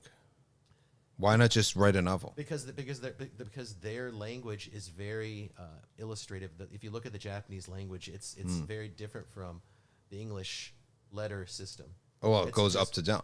But there's more. There's almost an artistic quality to the pieces. There's almost like I don't want to say it's like analogous to Arabic, but there's a beauty to the Japanese language which lends itself to, I guess you could say the manifestation of storytelling through art. Versus just the spoken word. But I have a question, just as a sidetrack. Japanese is written from up to down, right? I believe so. Yeah. So what is the texting like? Right. I know. I think it's. Is the bubble on the right? Right. Yeah, it must be. So they must make a phone, especially where the software makes the bubble on the right. No, I think they go right to. I think they go right to left or right. They do. Who goes up to down? You can write it both ways. Oh, both ways. Okay. Yeah, so that's what I make sure, because they taught us in school it goes up to down. Yeah, I think traditionally they do it up to down. But it can go both ways. Okay. Interesting.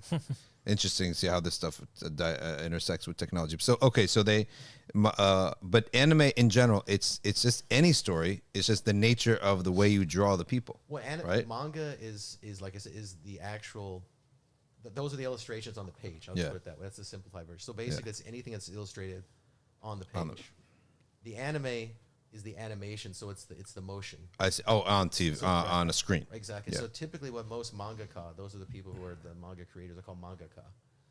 Their goal is to hopefully have an anime. That's what they ultimately. I see. Okay, so comic books, are movies, the stepping stone to the anime. And do they make then an anime into a reel, like with actors? Most of the time, they don't. That would be the evolution to it, right? Well, because most of their stories are so difficult to adapt because there's so many wild elements to there. It's most of the time it's failed miserably because it's just so it's not like America where Spider-Man comic book, Batman comic book, Batman the cartoon, Batman the movie with actors. Right. It's not like that. There's someone mentioned there was One Piece. One Piece is I think you were talking about this, the 1,000 episode, and it's still going on now. It's not stopped. Wow. So they've adapted it for Netflix, and I saw the teaser trailer for it, and I'm familiar with the artwork.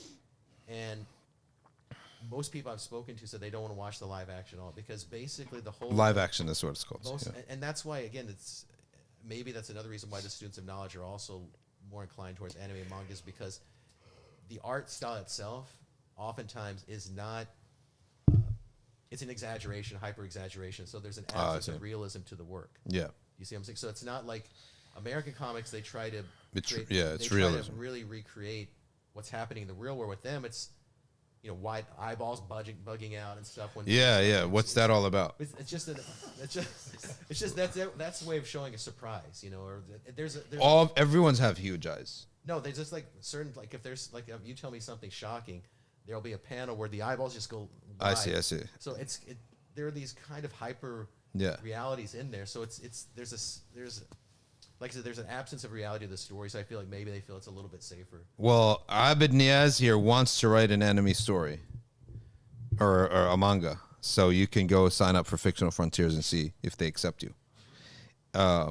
We have a new system of submissions. If you go to fictionalfrontiers.com, there's a formal process you have to go through because we've been getting so many submissions. We have to make sure that things are. That's crazy. That is crazy. A couple of years ago, there was like an anime movie they made out of what is it called?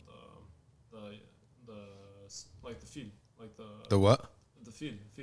The Abraha and the elephant. And the elephant and like Abdul Muttalib and all. Yeah. Wow. Anime movie. Yeah. Interesting. Very interesting. That was actually. Does the elephant have big eyes too? That was actually financed because in the Middle East, also in particular, that medium of storytelling has become very popular. Yeah. Worldwide. Yeah. This stuff. And so the Saudi government wanted to actually, I guess, connect with. But actually, what it was more than anything is they had people in their universities who didn't have jobs, literally. So they said, let's connect with the Japanese animation studios and let's produce some content so our graduates have something to do. And that was the story they had. Now, I had issues with them even doing that. They shouldn't have done it, in my opinion. But that's for another. But they did do that. Ajib. Okay. Jay Perez takes us to a different subject. Car financing. Is it okay?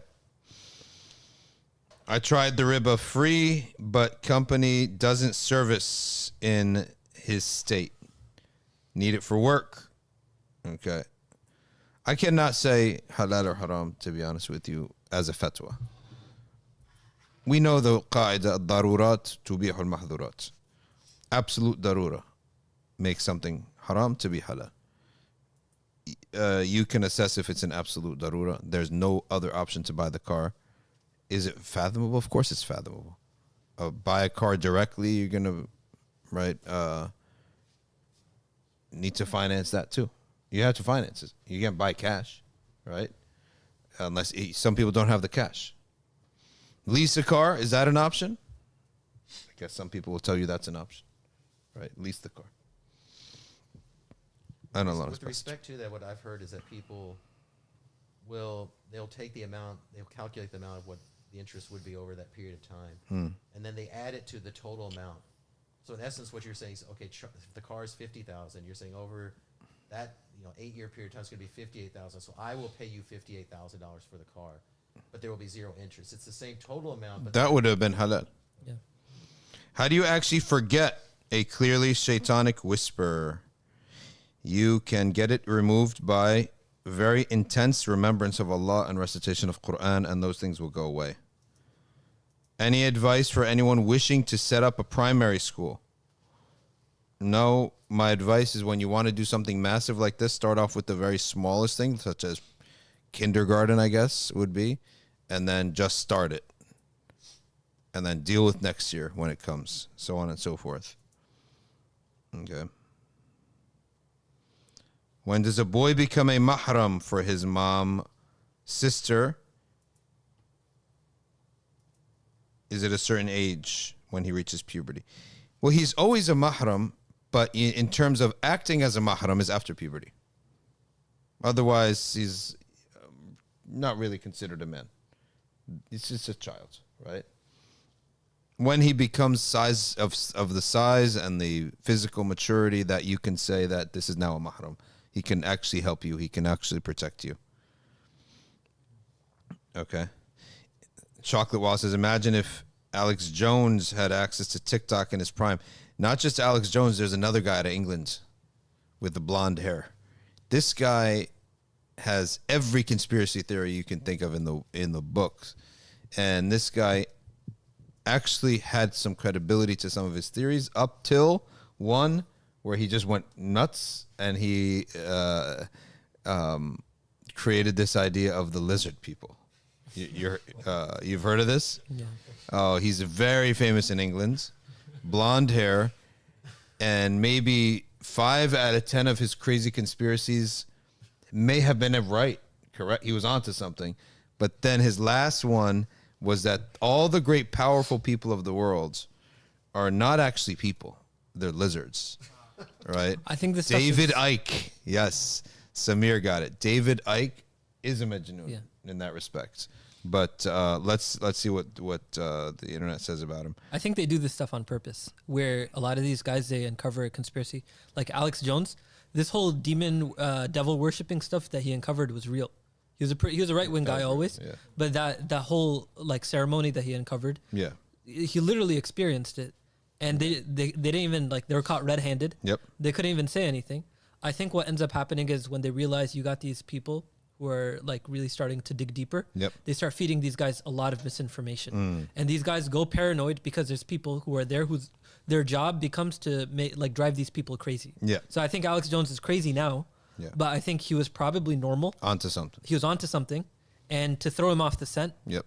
they start just feeding him so much stuff, and it seems credible. But I don't even think that the internet that they browse is the same as the internet that we browse. I'm sure that he's getting different stuff. Everything is wiretapped, everything, and they're just feeding him misinformation. Must be just to And to because create- you caught us. Yeah. Now we need to make sure that you're totally crazy. Yeah. There's no point in negating what you say, but let him say other. That's a great analysis of things. Dave Chappelle, same thing happened with him. Yeah. He said this is why he quit the industry. He said that like they were like, "Oh, you really think people were going like trying to make you go crazy?" He's like, "No, I know that people were trying to make me go crazy." Wow. There's a famous Oprah interview. Yeah. And he's describing his experience. He's like, "No, I know for a fact that they're trying to do this. For what reason? Just why not? Like it's because like powerful people want to have people under their control." But what did he uncover that was sensitive? It's just it's because when His someone gets trajectory? it's a trajectory. Too smart. Too smart and whatnot, and it's just because powerful people, when you got like a young guy like this who's out of the industry, who's starting to talk about stuff, you want him to be under your influence. So whatever type of influence, for Dave Makes Chappelle, sense. it's a different type of crazy. Yep. Look at what they did to Kanye, for example. Yeah. It always happens, this type of stuff. Feed them misinformation until they go crazy. Yep. Well, in 1990, Icke visited a psychic who told him, "You're on a purpose, and you're here for a purpose, and you're going to receive messages from the spirit worlds." So, jinn, obviously. This led him to claim in 1991 we got West. We believe in West. So this is nothing. This means no shock there. In 1991, this led him to claim that he was the son of the Godhead, and that the world would soon be devastated by tidal waves and earthquakes. Like I said, what Majnun? No way to do it to understand inspirations. That if you were as a Muslim, we would say, just West, man, stop. Recite Surah Al-Falaq wal-Nas. Now, he then repeated this on the BBC, and it led to a public ridicule. He was actually a soccer player. Then he was a soccer broadcaster. He was a commentator for soccer, football, they call it. Okay. He then started writing books for the next decade on his worldview and his New Age conspiracy theories. Okay. His reactions to his endorsements of anti-Semitic fabrications, the protocol of the Elders of Zion. All right, he promoted that hard. Okay. In his book, The Robots Rebellion and The Truth Shall Set You Free. And then his publishers dropped him when he went against the Jews. Okay. When he went and he said the protocols of the Elders of Zion is true, then his publishers dropped him. Icke contends that the universe consists of vibrational energy and infinite dimensions sharing the same space. He claims that there is an interdimensional race of reptilian beings. See, that's what I'm telling you.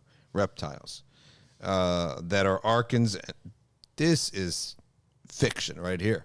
This is imagination. Massive imagination. You could make a movie out of this. So these reptilian beings they're called the Archons and the Anunnaki. And they have hijacked the earth. Okay. Wow. Movies. Fictional frontiers.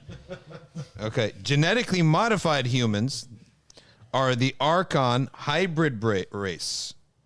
Okay. Reptilian shapeshifters who actually have existed from the way back of the time of the Babylonian Brotherhood and the Illuminati. And they manipulate events to keep humans in fear. Okay. The Archons, these reptilian people, they feed, what's their energy?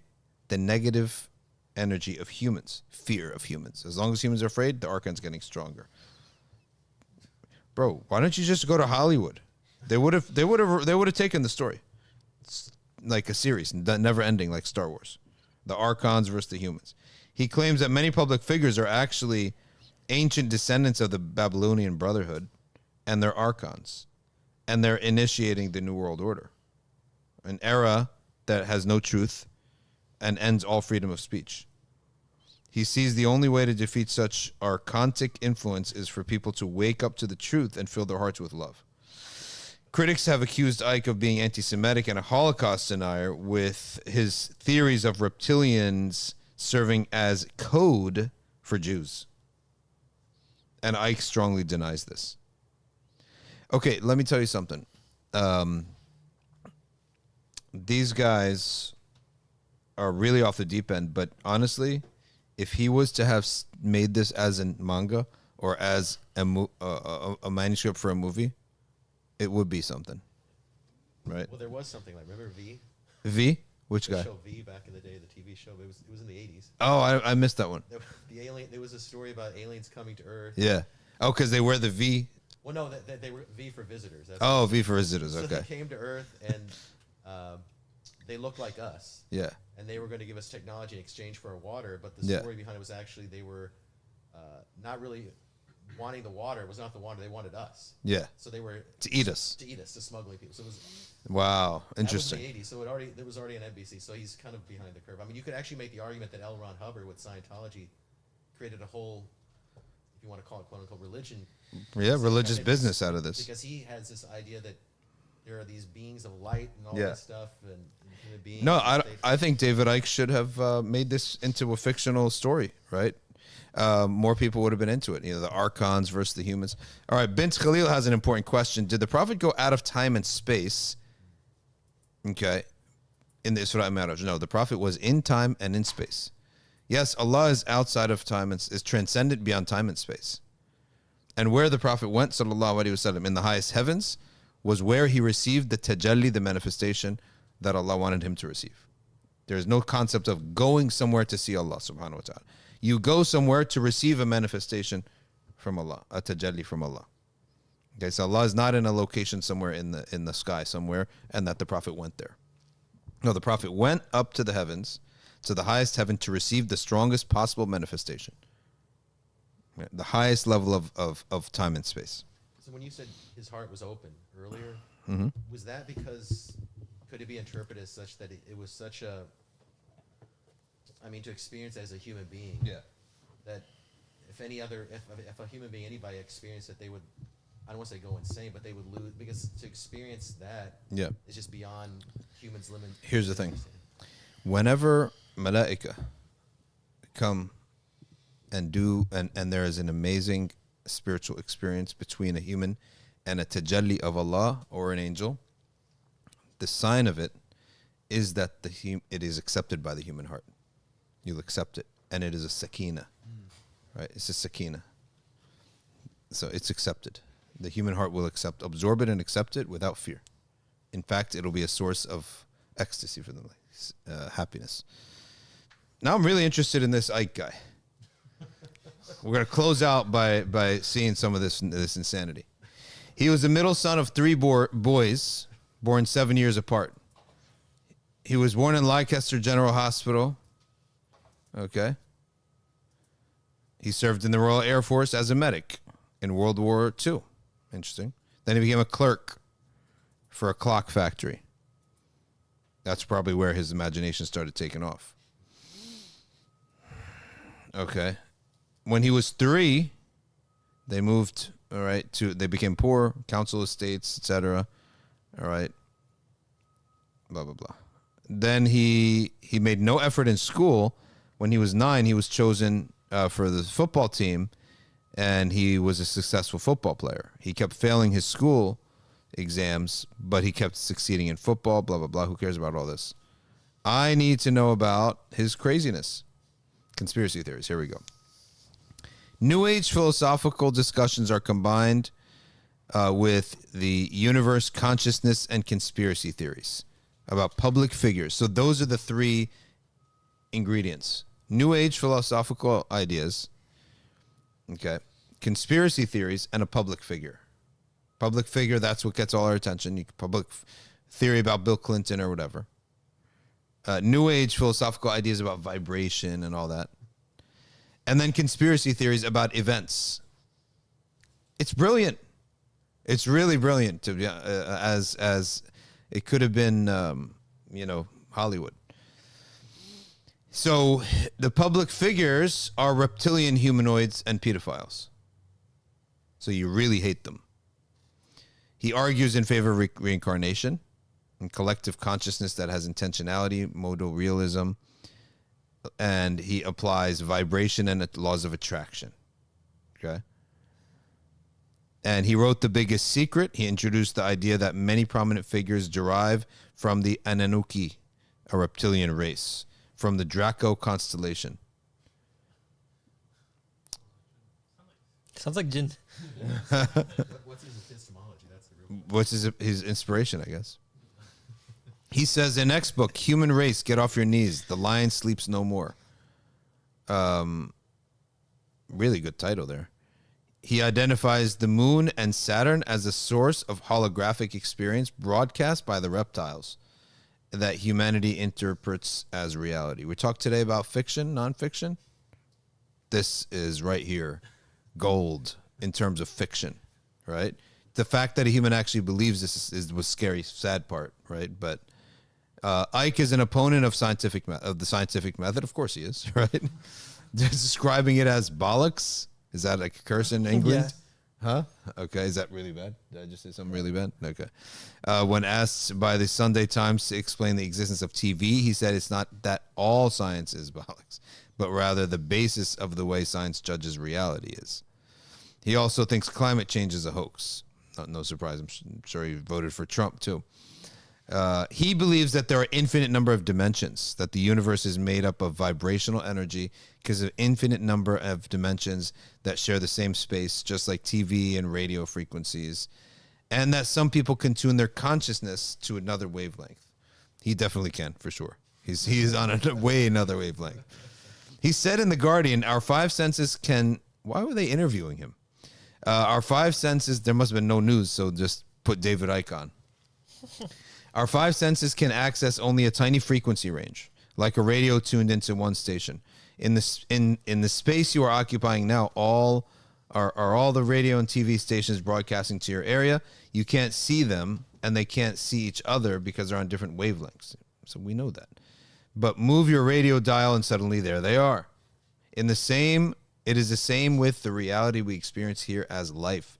What we call the world and the universe is only one frequency range in an infinite number sharing the same space. Icke believes that time is an illusion. There is no past or future. The only is the infinite now is real. That humans are an aspect of consciousness or infinite awareness, which he describes as all that there is, has been, and ever can be. He read some Sufi books, it looks like. Okay, that's through some Sufism in there, right? Okay. Then there's the reptoid humanoids. This guy is something, man, the Draco constellation, and he calls it Firmamentum Sobiescanum. All right, Sive Uranographia by Johannes Helvellus. Icke's reptoid hypothesis posits that humanity is ruled by the descendants of the reptilians from Draco. Icke believes that an interdimensional race of reptilian beings called the Archons have hijacked the Earth and are stopping humanity from realizing its true potential. He claims they are the same beings as Anunnaki deities from the Babylonian creature Enuma Elis and the fallen angels, or the Watchers, who mated with human women in the biblical Apocrypha and then produced this race. Wow. This is fictional frontiers, man. He believes that a genetically modified human/Archon hybrid race of shape-shifting reptilians, known as the Babylonian Brotherhood, also known as the Illuminati, manipulate global events to keep humans in constant fear. All right, and they feed off this negative energy. He identifies the Brotherhood as descendants of the reptilians from the constellation Draco. I'm not going to read any more just for the sake of self-respect, but it is really, this guy's got an imagination. And the fact that he actually believes this stuff, he must be getting some serious wiswas. Like, this guy is beyond wiswas at this point. Okay. All right, Sadiq, closing comments. There's actually a website dedicated to Muslim-themed manga / anime. Muslimmanga.org. Okay.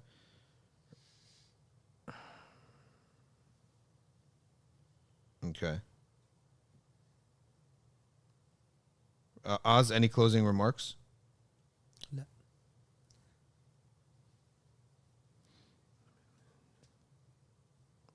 Don't we believe that jinn are 3 types and one of them is like a reptile? I don't know. I never heard of that. There are a lot of types of jinns. A lot of types. Password unavailable says, looks like he read Ibn Arabi and remixed it. That's why I said, yeah, throw some Sufism in there. We're just a manifestation of a... This is when you drink coffee before bed. Right? Yeah. This is like also eating any heavy food, sleep without a cover. Right? You'll have all this stuff. Okay. Thoughts on the minor view of divorcing on a woman's menses to be sinful but valid. Yes, it is sinful but valid. You divorce woman upon haid, it is sinful but valid. You divorce woman upon a tuhr, a purification, in which you did have intercourse in it, it is valid but makruh. It's makruh but valid. Were you able to get an answer from Sheikh Rami? I need you to WhatsApp me the question again. Yep. The divorcing a woman on her haid is sinful but valid, and it counts as a divorce.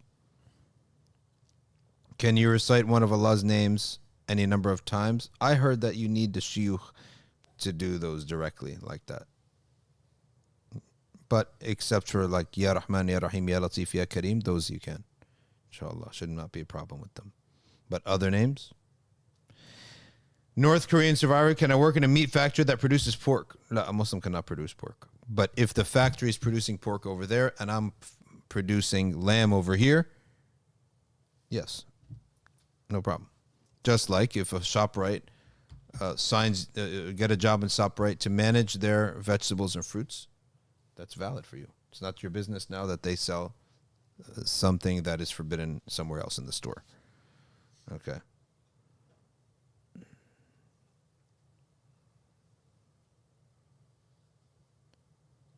The media took a soundbite from Alex Jones about tap water turning frogs gay. This guy's unstoppable. There's so much material. He was roundly made fun of. Also turned out to be true. Turned out to be true? That we have to look up. You're in the science field, Ahmed. Check it out. There was that one movie, I don't know if you saw it, A Beautiful Mind, about Yeah. John Nash. I think he was at Princeton, wasn't he? He actually was someone that he actually reminds me of him because he was a brilliant mathematician. Yeah. And he actually, in his own mind, thought he was working for the government and trying to decode messages in newspapers. Yep. And He went Majnoon. he went much, but then he actually, I think, eventually won the Nobel Prize in mathematics. Yeah, he did come up with some theory. Yeah. But he did spend too much time alone and went Majnoon. But he was a Majnoon that wasn't harming anybody, just harming himself and his family in the sense that he couldn't function anymore properly. But really interesting stuff here about today, talking about fiction, nonfiction, and all these things. This David Icke, amazing stuff that, people live like this, right? And they continue to, he's still going. He's not stopped yet. Ladies and gentlemen, Jazakumullah khairan. We got to run. سبحانك اللهم وبحمدك نشهد أن لا إله إلا أنت نستغفرك ونتوب إليك والعصر إن الإنسان لفي خسر إلا الذين آمنوا وعملوا الصالحات وتواصوا بالحق وتواصوا بالصبر والسلام عليكم ورحمة الله وبركاته.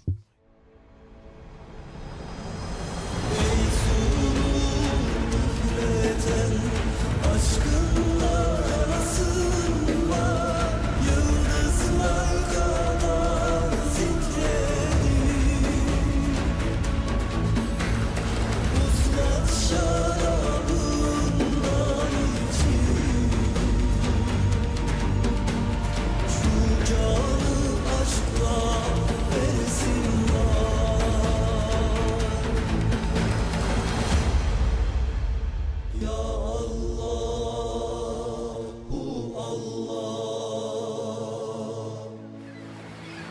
قلب شیفا